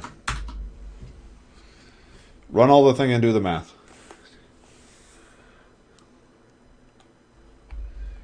All right.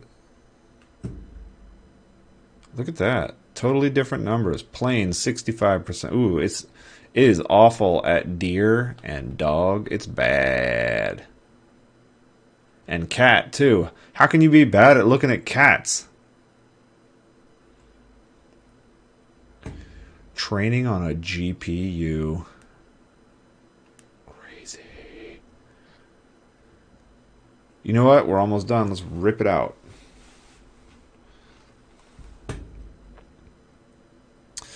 Okay, so what next? How do we run these neural networks on the GPU, training on GPU, just like how you transfer a tensor to the GPU, you transfer the neural net onto the GPU. Let's first define our device as the first visible CUDA device if we have CUDA available. Equals torch.device CUDA 0 if torch.cuda.is available LCPU. Print device. Oh yeah. Yeah, I got that CUDA. Yes, I do. Net dot to device. Remember that you will have to send the inputs and targets at every step to the GPU too.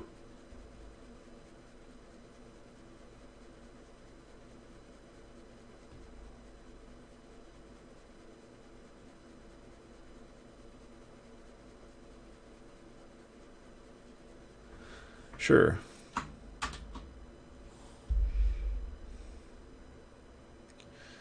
All right, put that thing on there. And then here I have to do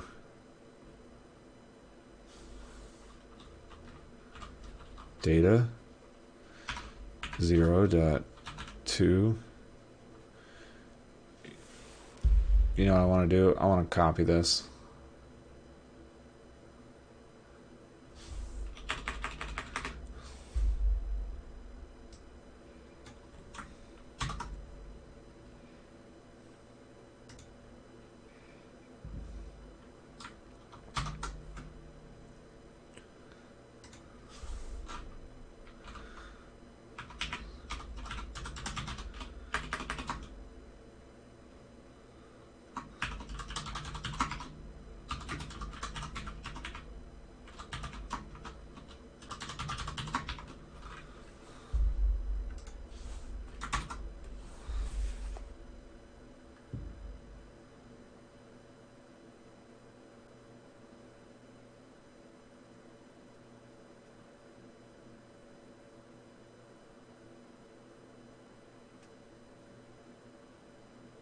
That's slow.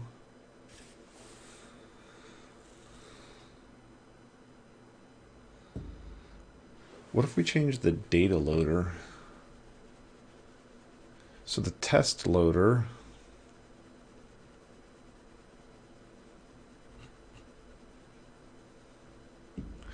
is doing a batch size of 4. What if we do a batch size of 32?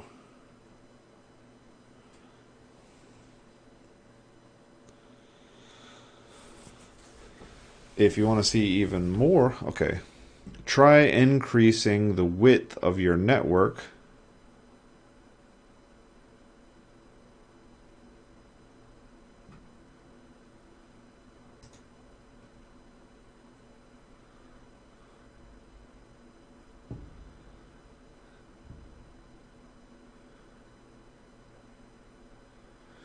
The first the argument 2 of this one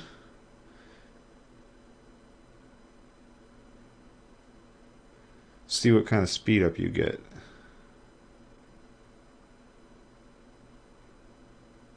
Okay. Okay.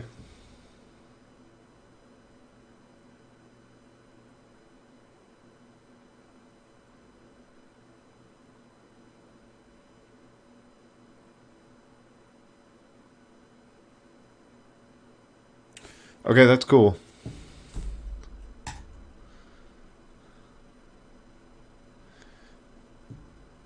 In this tutorial, we will learn how to use multiple GPUs. Well, I don't have multiple GPUs, so no, we won't. That's my answer.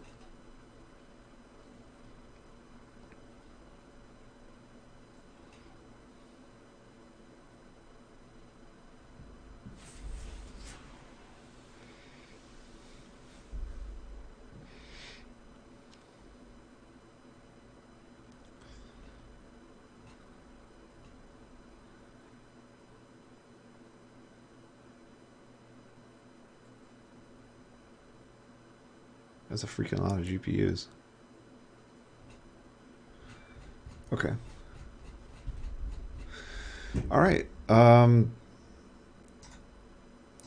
do I need to save this? Is that how you do it? You click that button, Control S.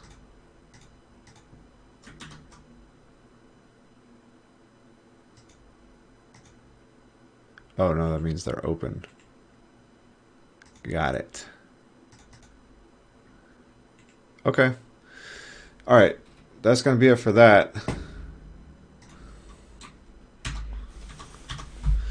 All right, I feel like I'm able to like put a network together. I think I want to go through a couple more of the tutorials on how to do a couple of the specific tasks.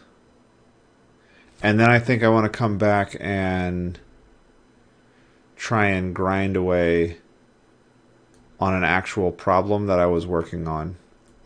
I feel like the training loop is pretty cut and dry with PyTorch. Pretty simple, pretty straightforward. And the rest of what I need to do is figure out how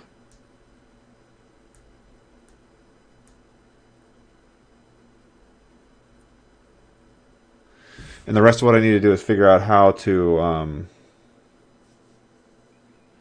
just kind of do the problems that I want to do. All right, I'm pretty tired, so I'm going to switch over. I'm going to play a game one more time. And when I'm done with the game, let me see. Properties. Figure. There we go. When I'm done with the game, I'm just going to go to bed. I'm so tired.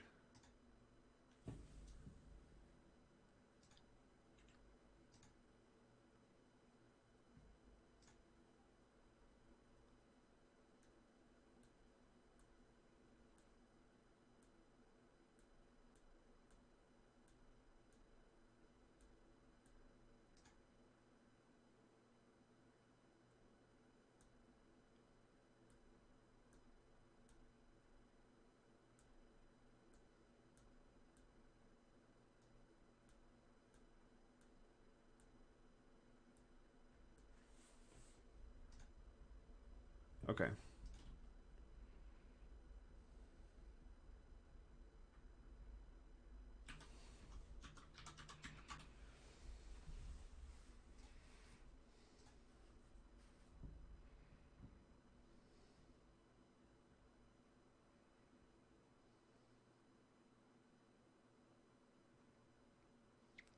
It's coming.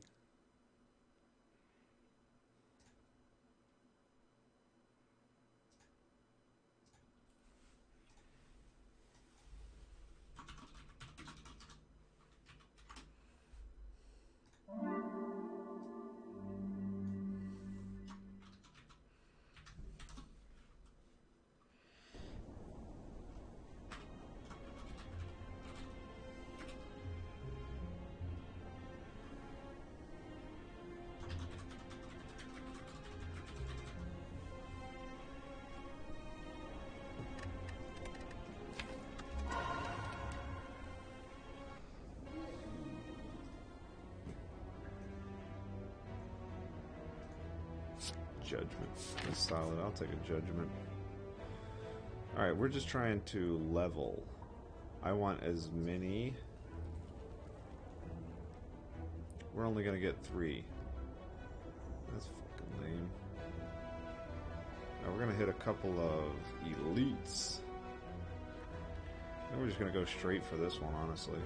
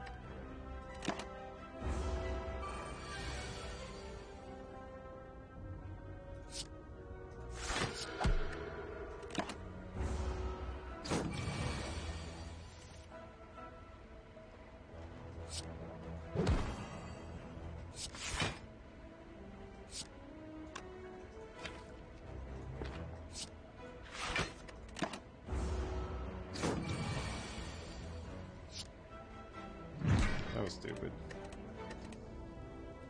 Gonna hit that one more time.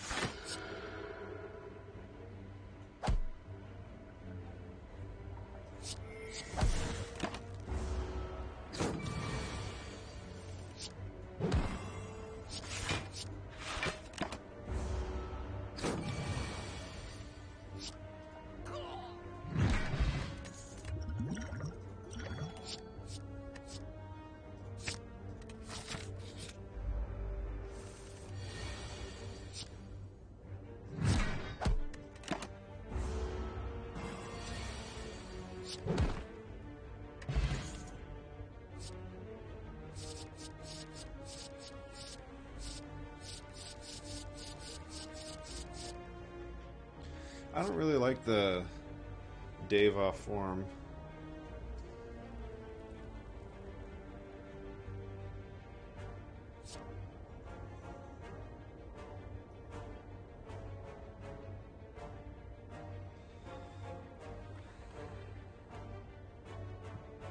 It's like it really needs a specific kind of deck. Like there's only one card in basically all of Watcher that I have unlocked that has an X spend amount.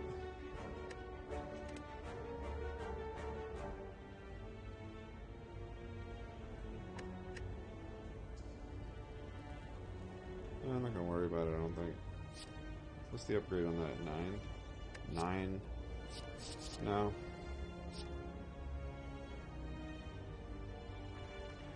Yeah.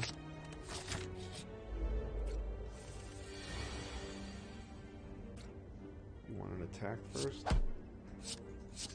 Oh,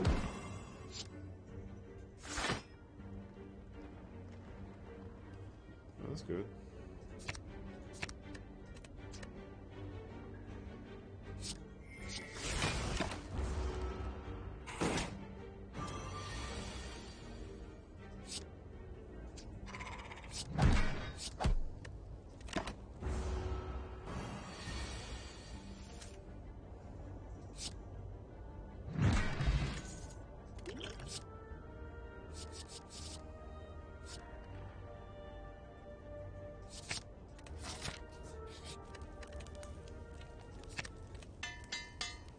Kind of a crappy deck for this.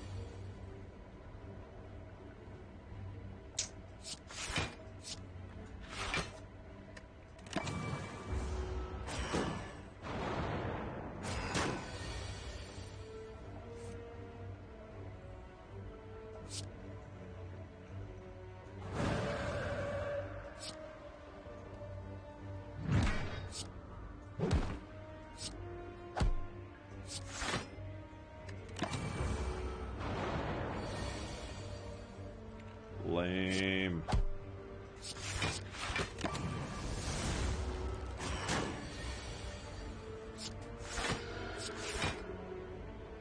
Oh, I just killed myself. That was stupid. I could have done 20.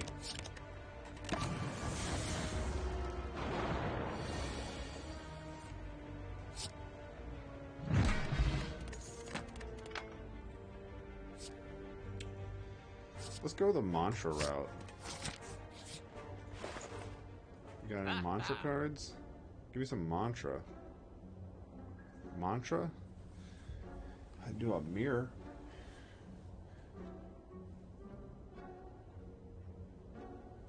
Let's do a mirror on the mantra. Let's get rid of know what? Let's get rid of that.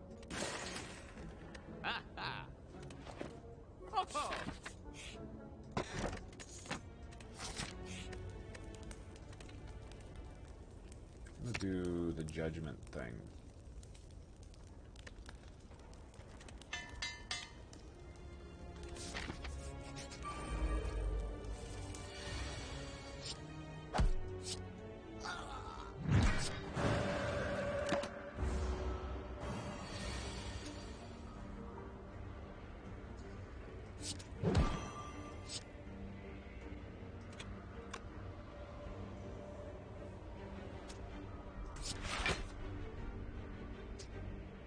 That was stupid.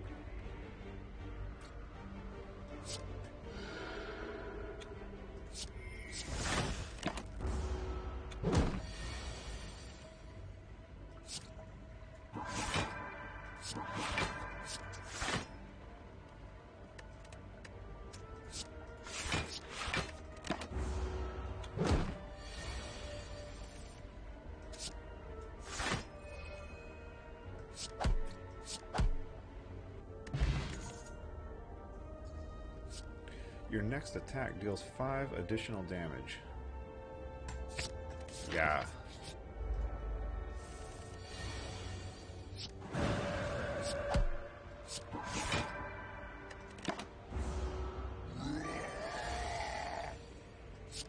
Oh, that's not good.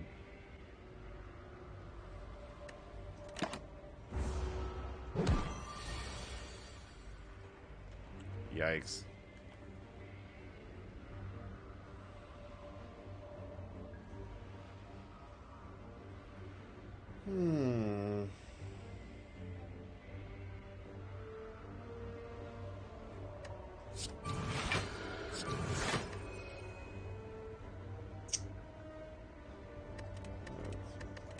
This again.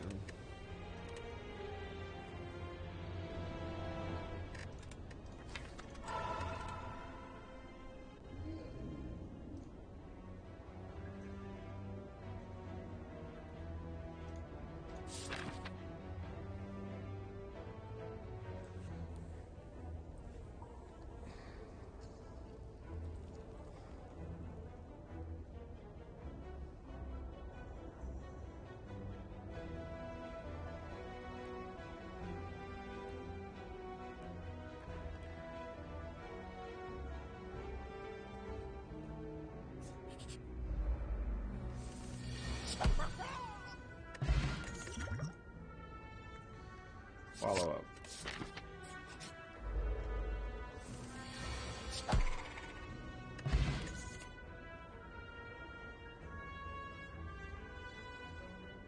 Pop it twice.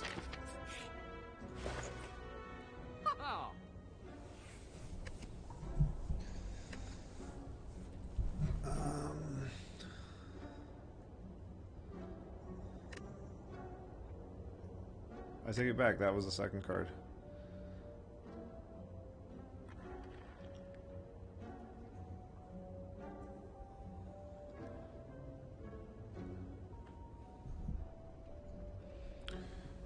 I'm gonna say, yeah, let's do a talk to the hand, sure.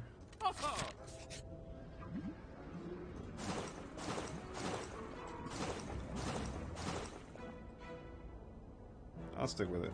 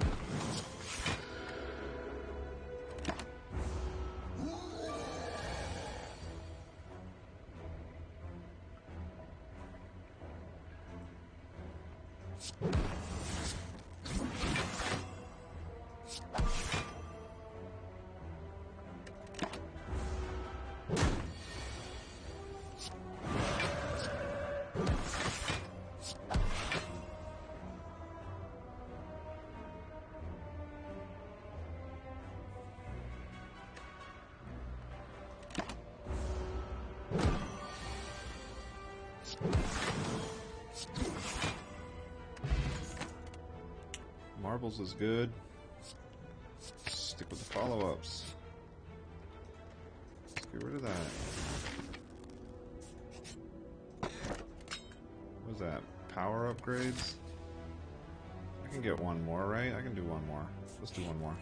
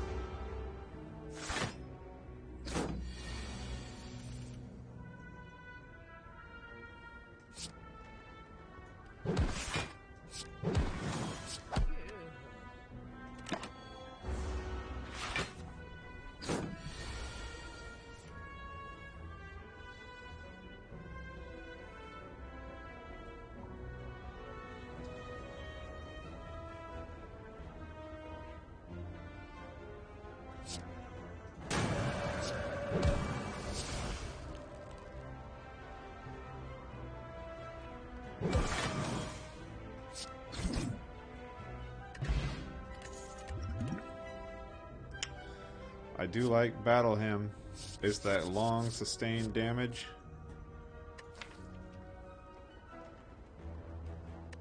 I feel like I've got pretty good damage.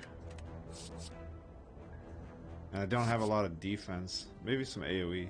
Let's do the AoE thing, sure.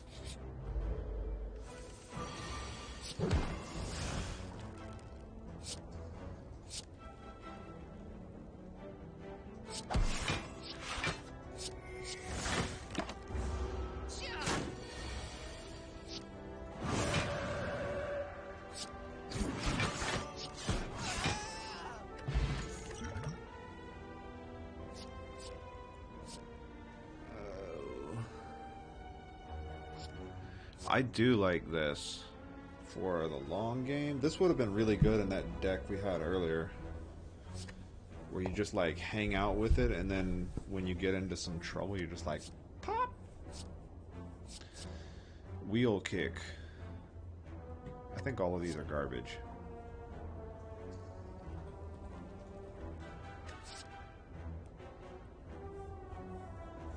Don't have a lot of card draw, don't have a lot of retain.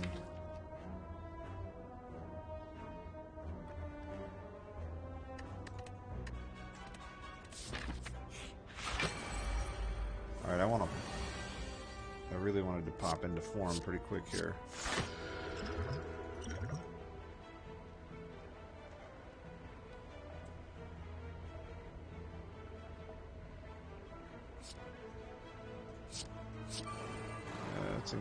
That's in case shit gets ill.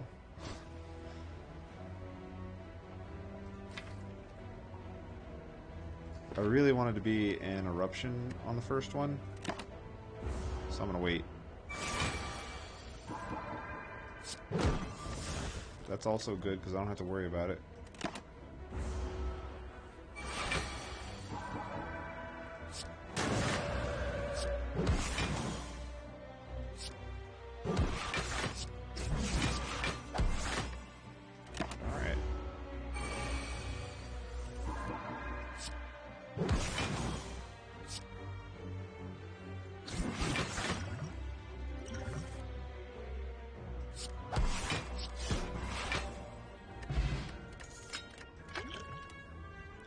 Being able to take out the Lavagan without taking any damage is like the baller's feature of playing this character.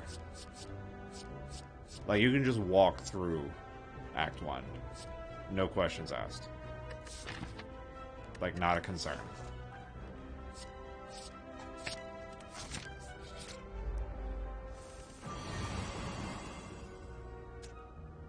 I cannot think of a worse possible starting hand.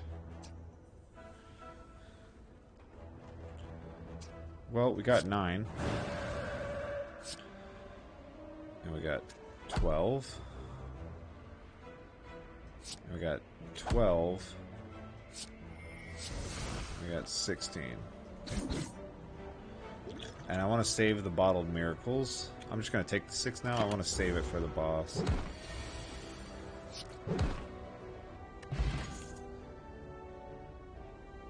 This could turn out to be good.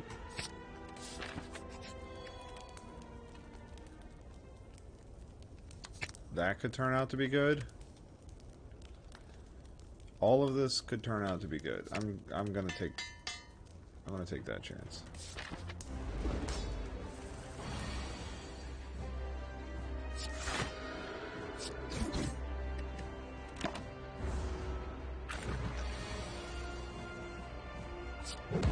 One, two, three.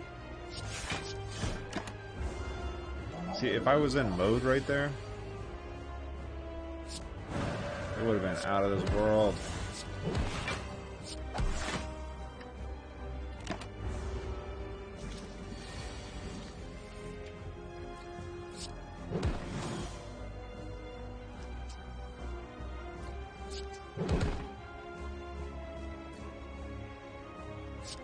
I think if I had realized what was about to happen there, I would have used it on the other one.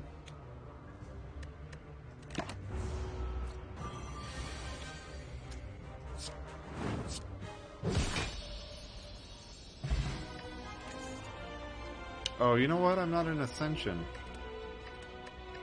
No wonder this is so easy.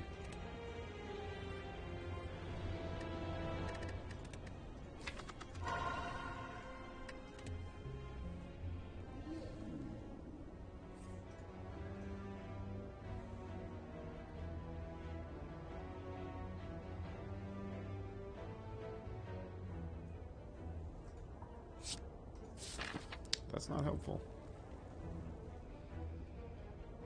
Nope.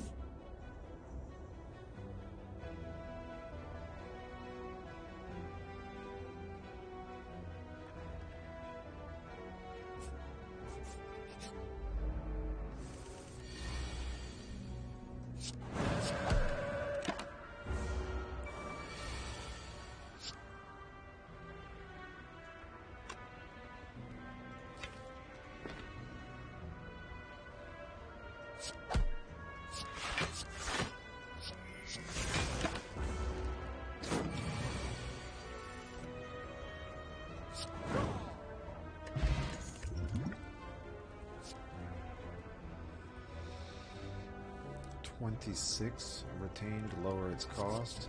Evaluate. As your first card, I think we're gonna lower.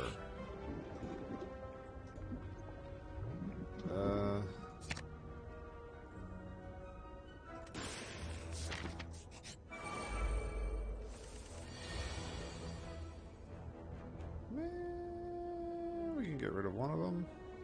Maybe both?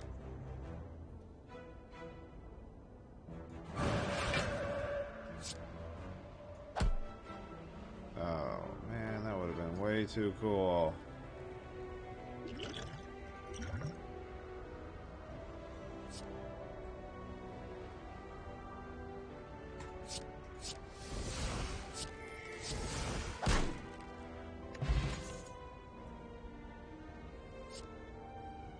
Tranquility. Probably tranquility. God, this is awful.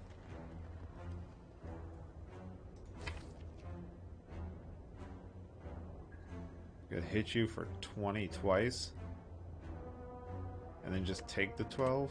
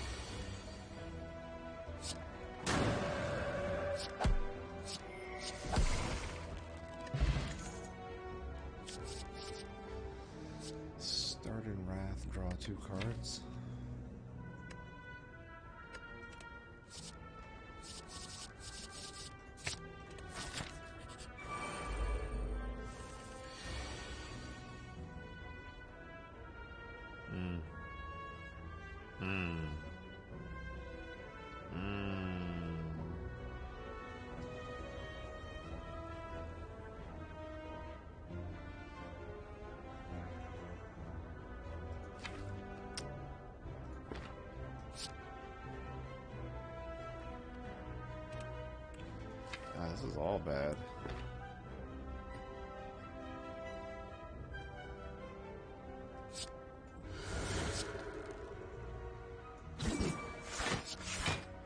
That's really bad.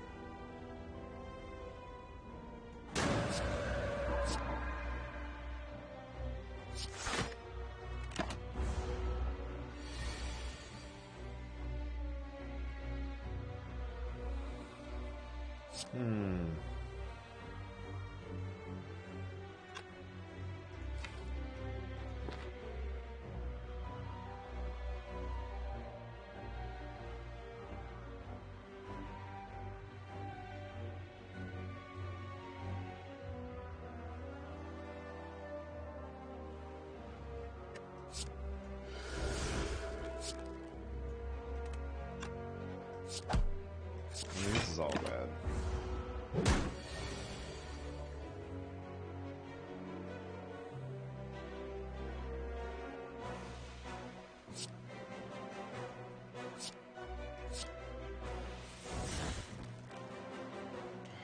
It's so bad.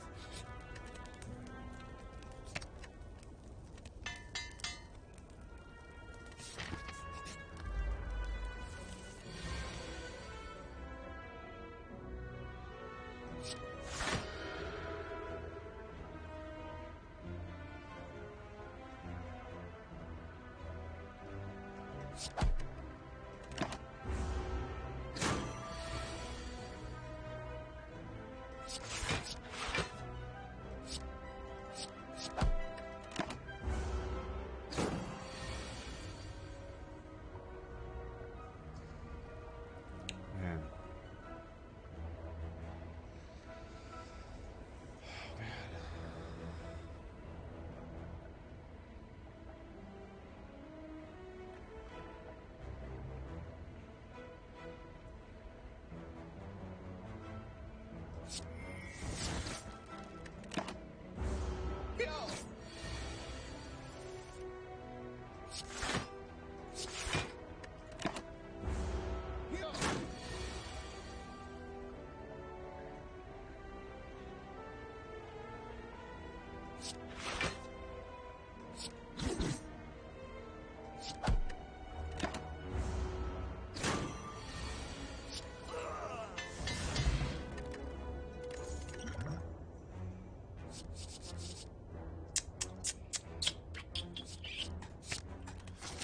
This is bad.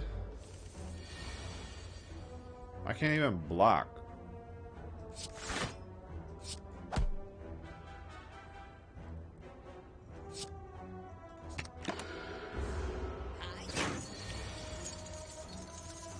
This is awful.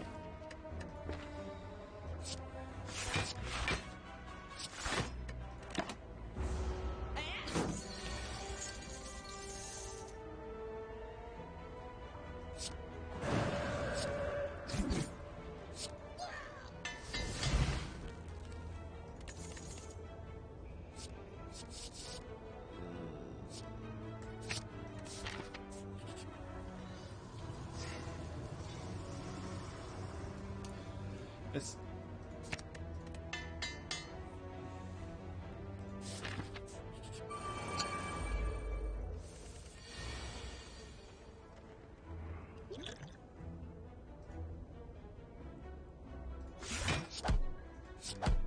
It's just bad.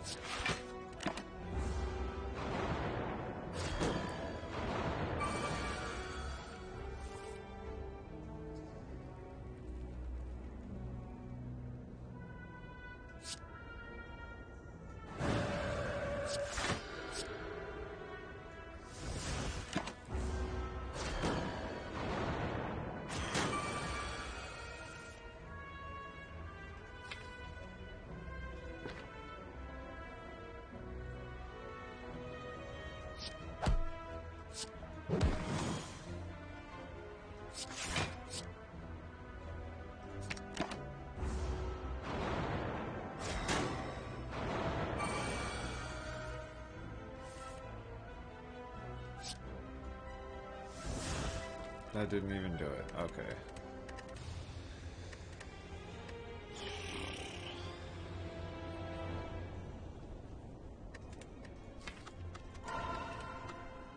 Let's get that damage going.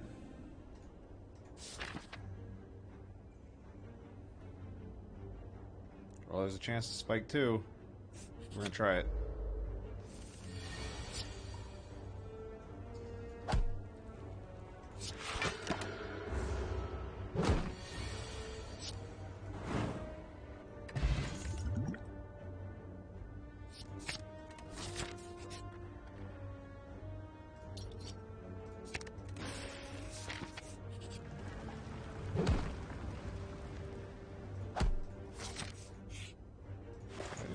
Okay. I'm gonna go with another follow-up because they're on sale. Come on. Yeah.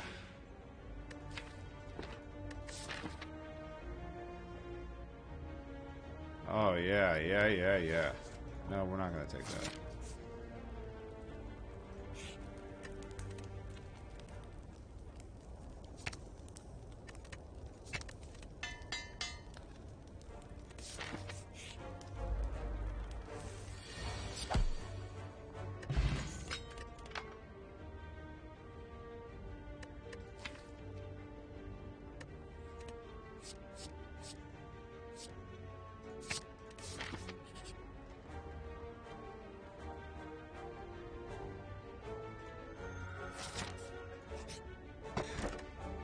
Power.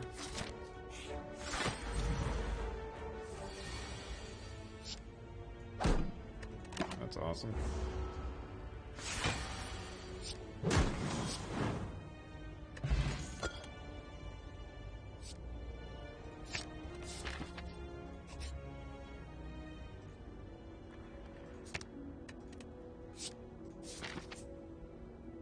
I'm gonna get 2 of them.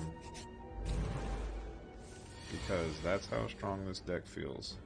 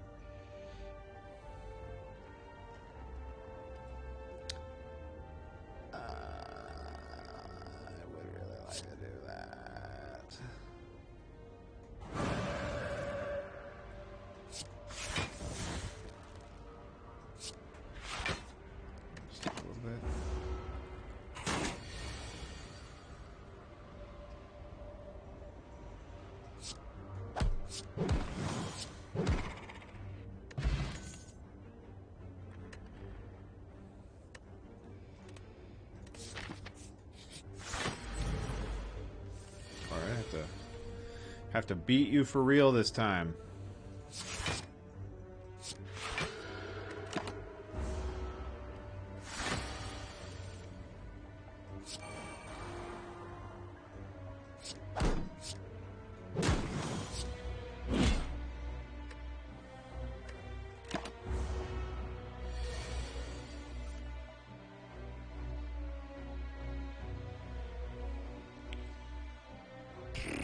I know I need to do it.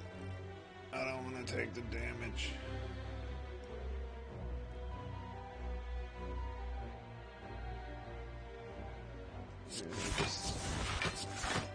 I'm just going to defend my way through it.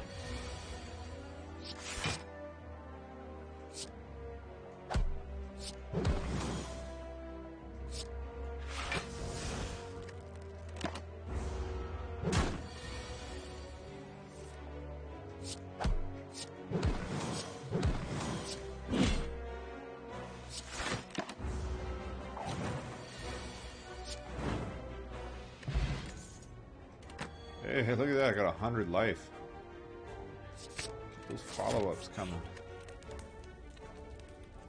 Signature moves is pretty baller.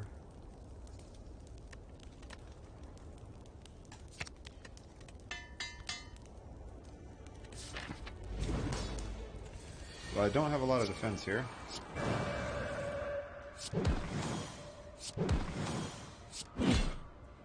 Jesus Christ. That was turn one.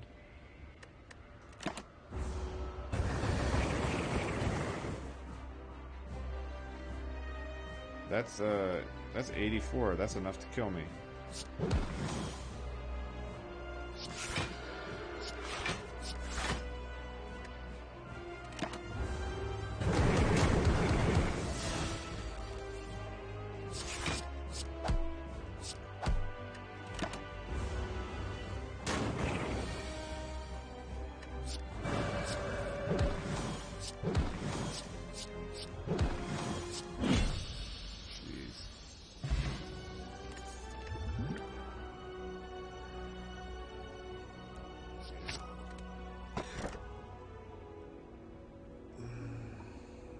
Shit ton of relics.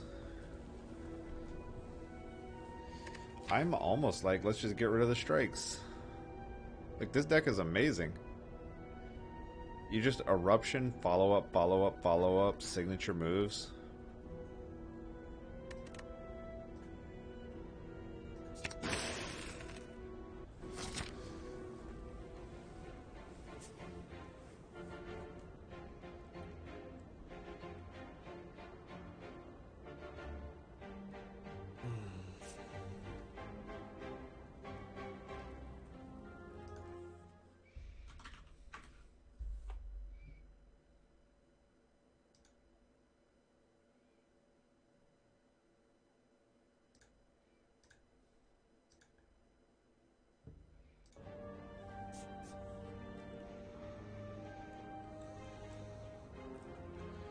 Okay, I see a path in which I can hit two. I can hit two. Get a early one. If I go up here, I can get two. I'm starting to think this one's okay.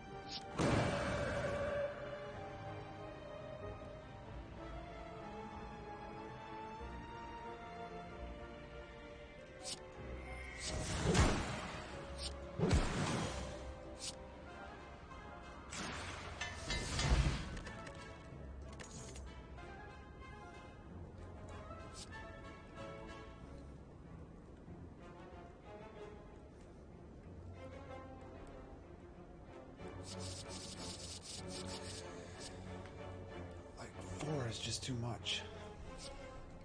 I mean, I like Sands of Time. Most of these decks I'm just trying to blow through.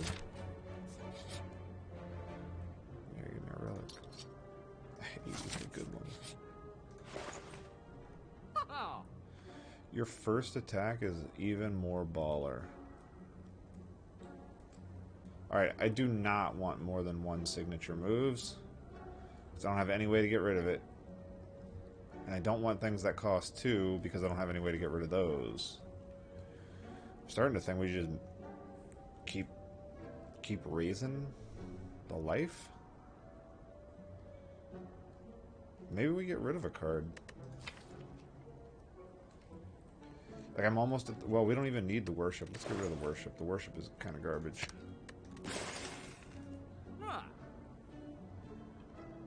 Maybe draw 4 cards, because they all play themselves, right? It's follow up, follow up, follow up. And it's already upgraded. And let's go ahead and get the life, sure.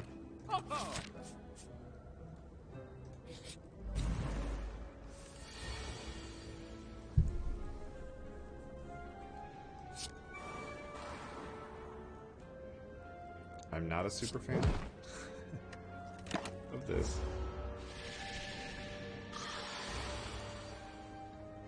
Yikes.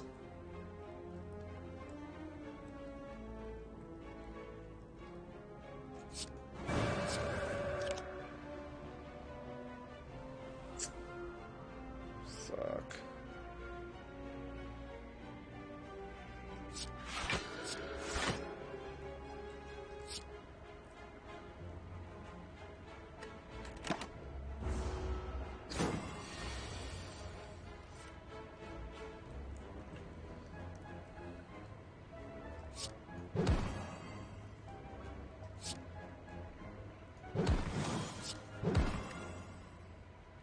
Well, this is gonna hurt.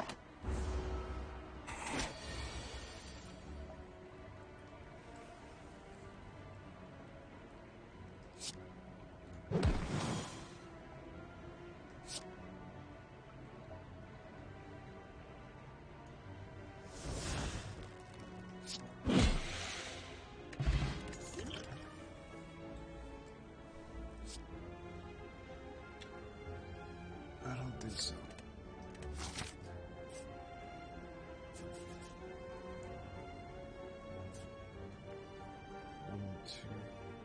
Yeah. Let's just upgrade some more.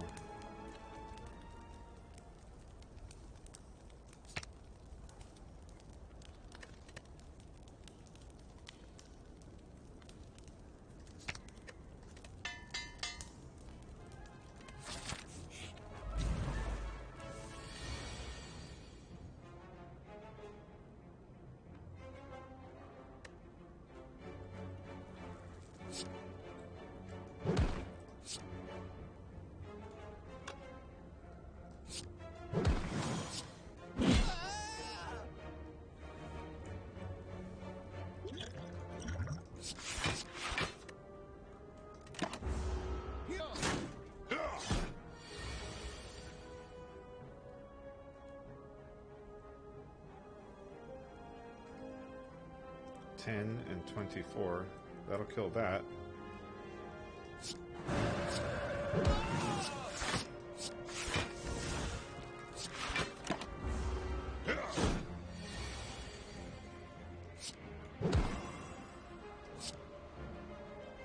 Oh, that could not have been better.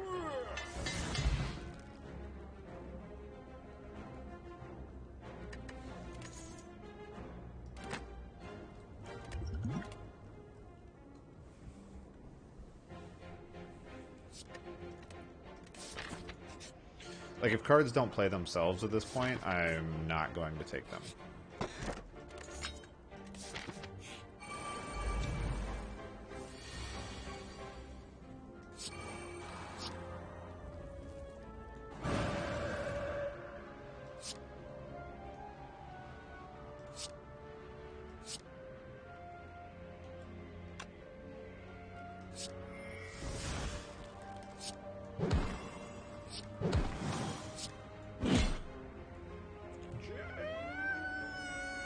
does.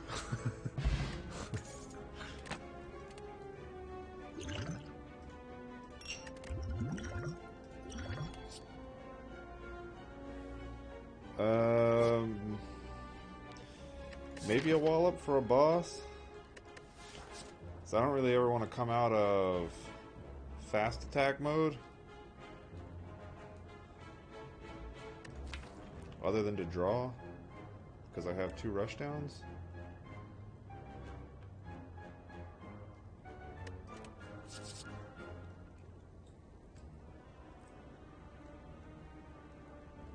It is upgraded. I don't know, it just doesn't hit for that much. That's the only thing. Like 12, 24, you hit for 24. Like you're not saving. I mean,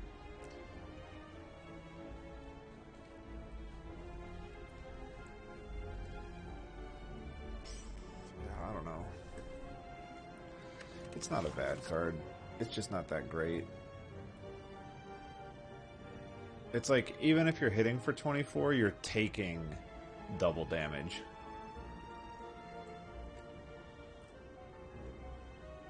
I'm just gonna say no. Let's keep this chain going.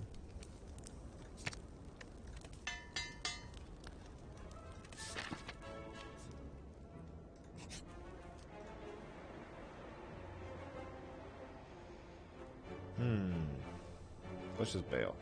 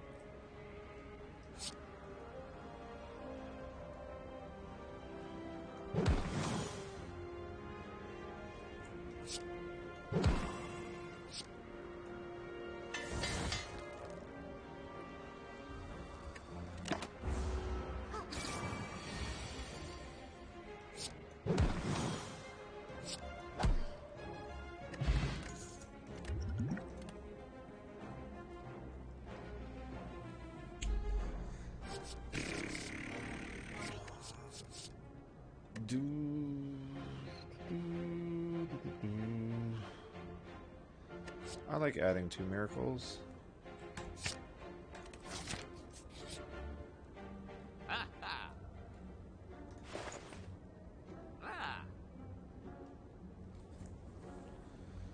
All of this is kind of crap.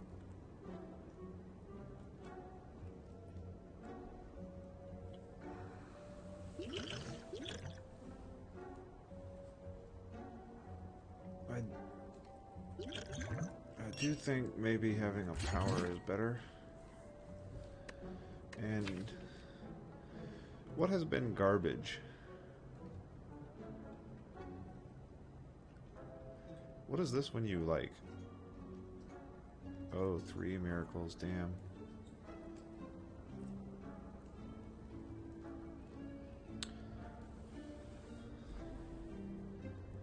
These all seem okay.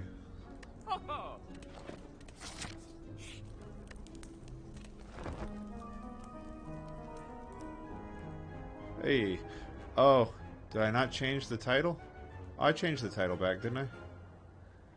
Hey, and Merry Weekend to you as well. I was doing neural networks earlier. I finished up the Python tutorial for PyTorch. And then I just got kind of tired. So I decided to do this for a minute. Now, as soon as I get done with this run, I'm gonna go start that weekend. And yeah, happy weekend to you as well.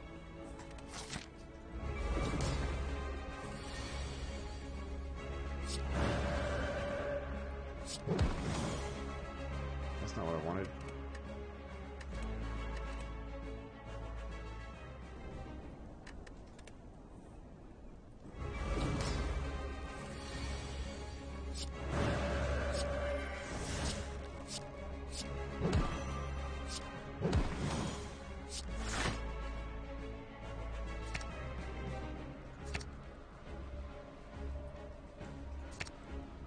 I don't want any of those.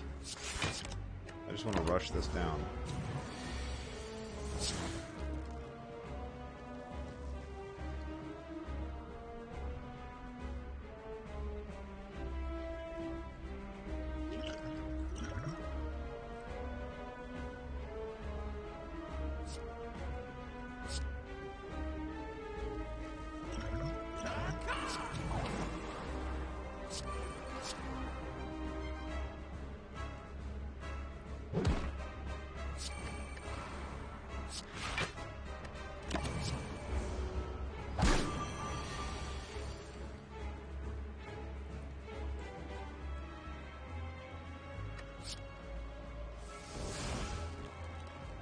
Okay. If the last card you played was an attack, a 63 is a lot.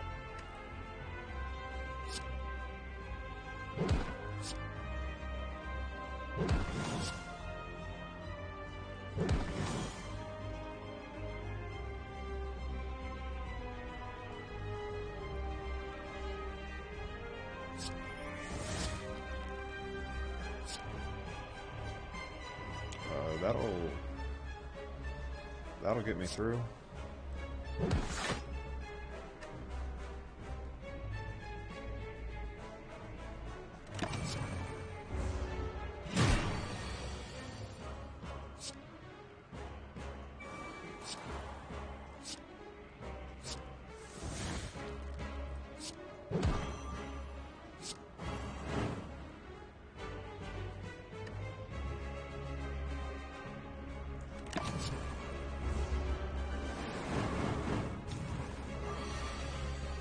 .44 by 2. I don't think I can defend that.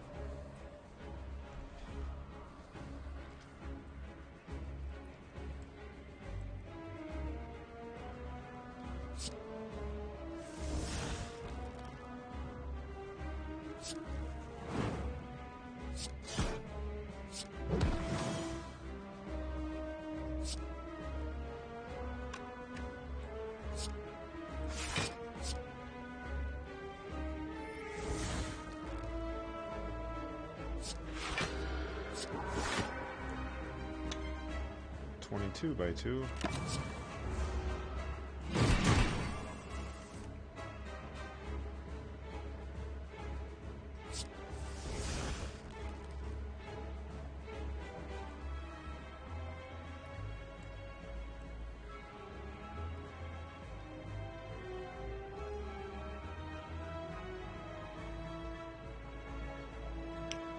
can block 22.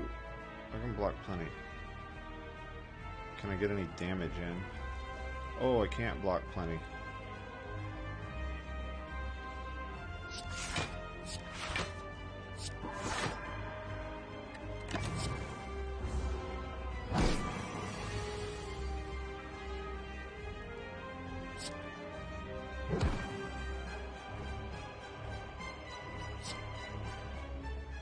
Oh, I'm dead. No.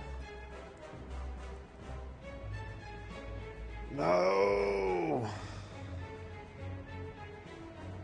Oh well. I need to go to bed anyway.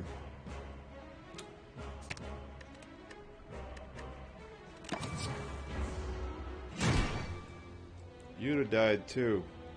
I had thorns. Okay, that's it. I felt like that was a good deck. It was fun anyway.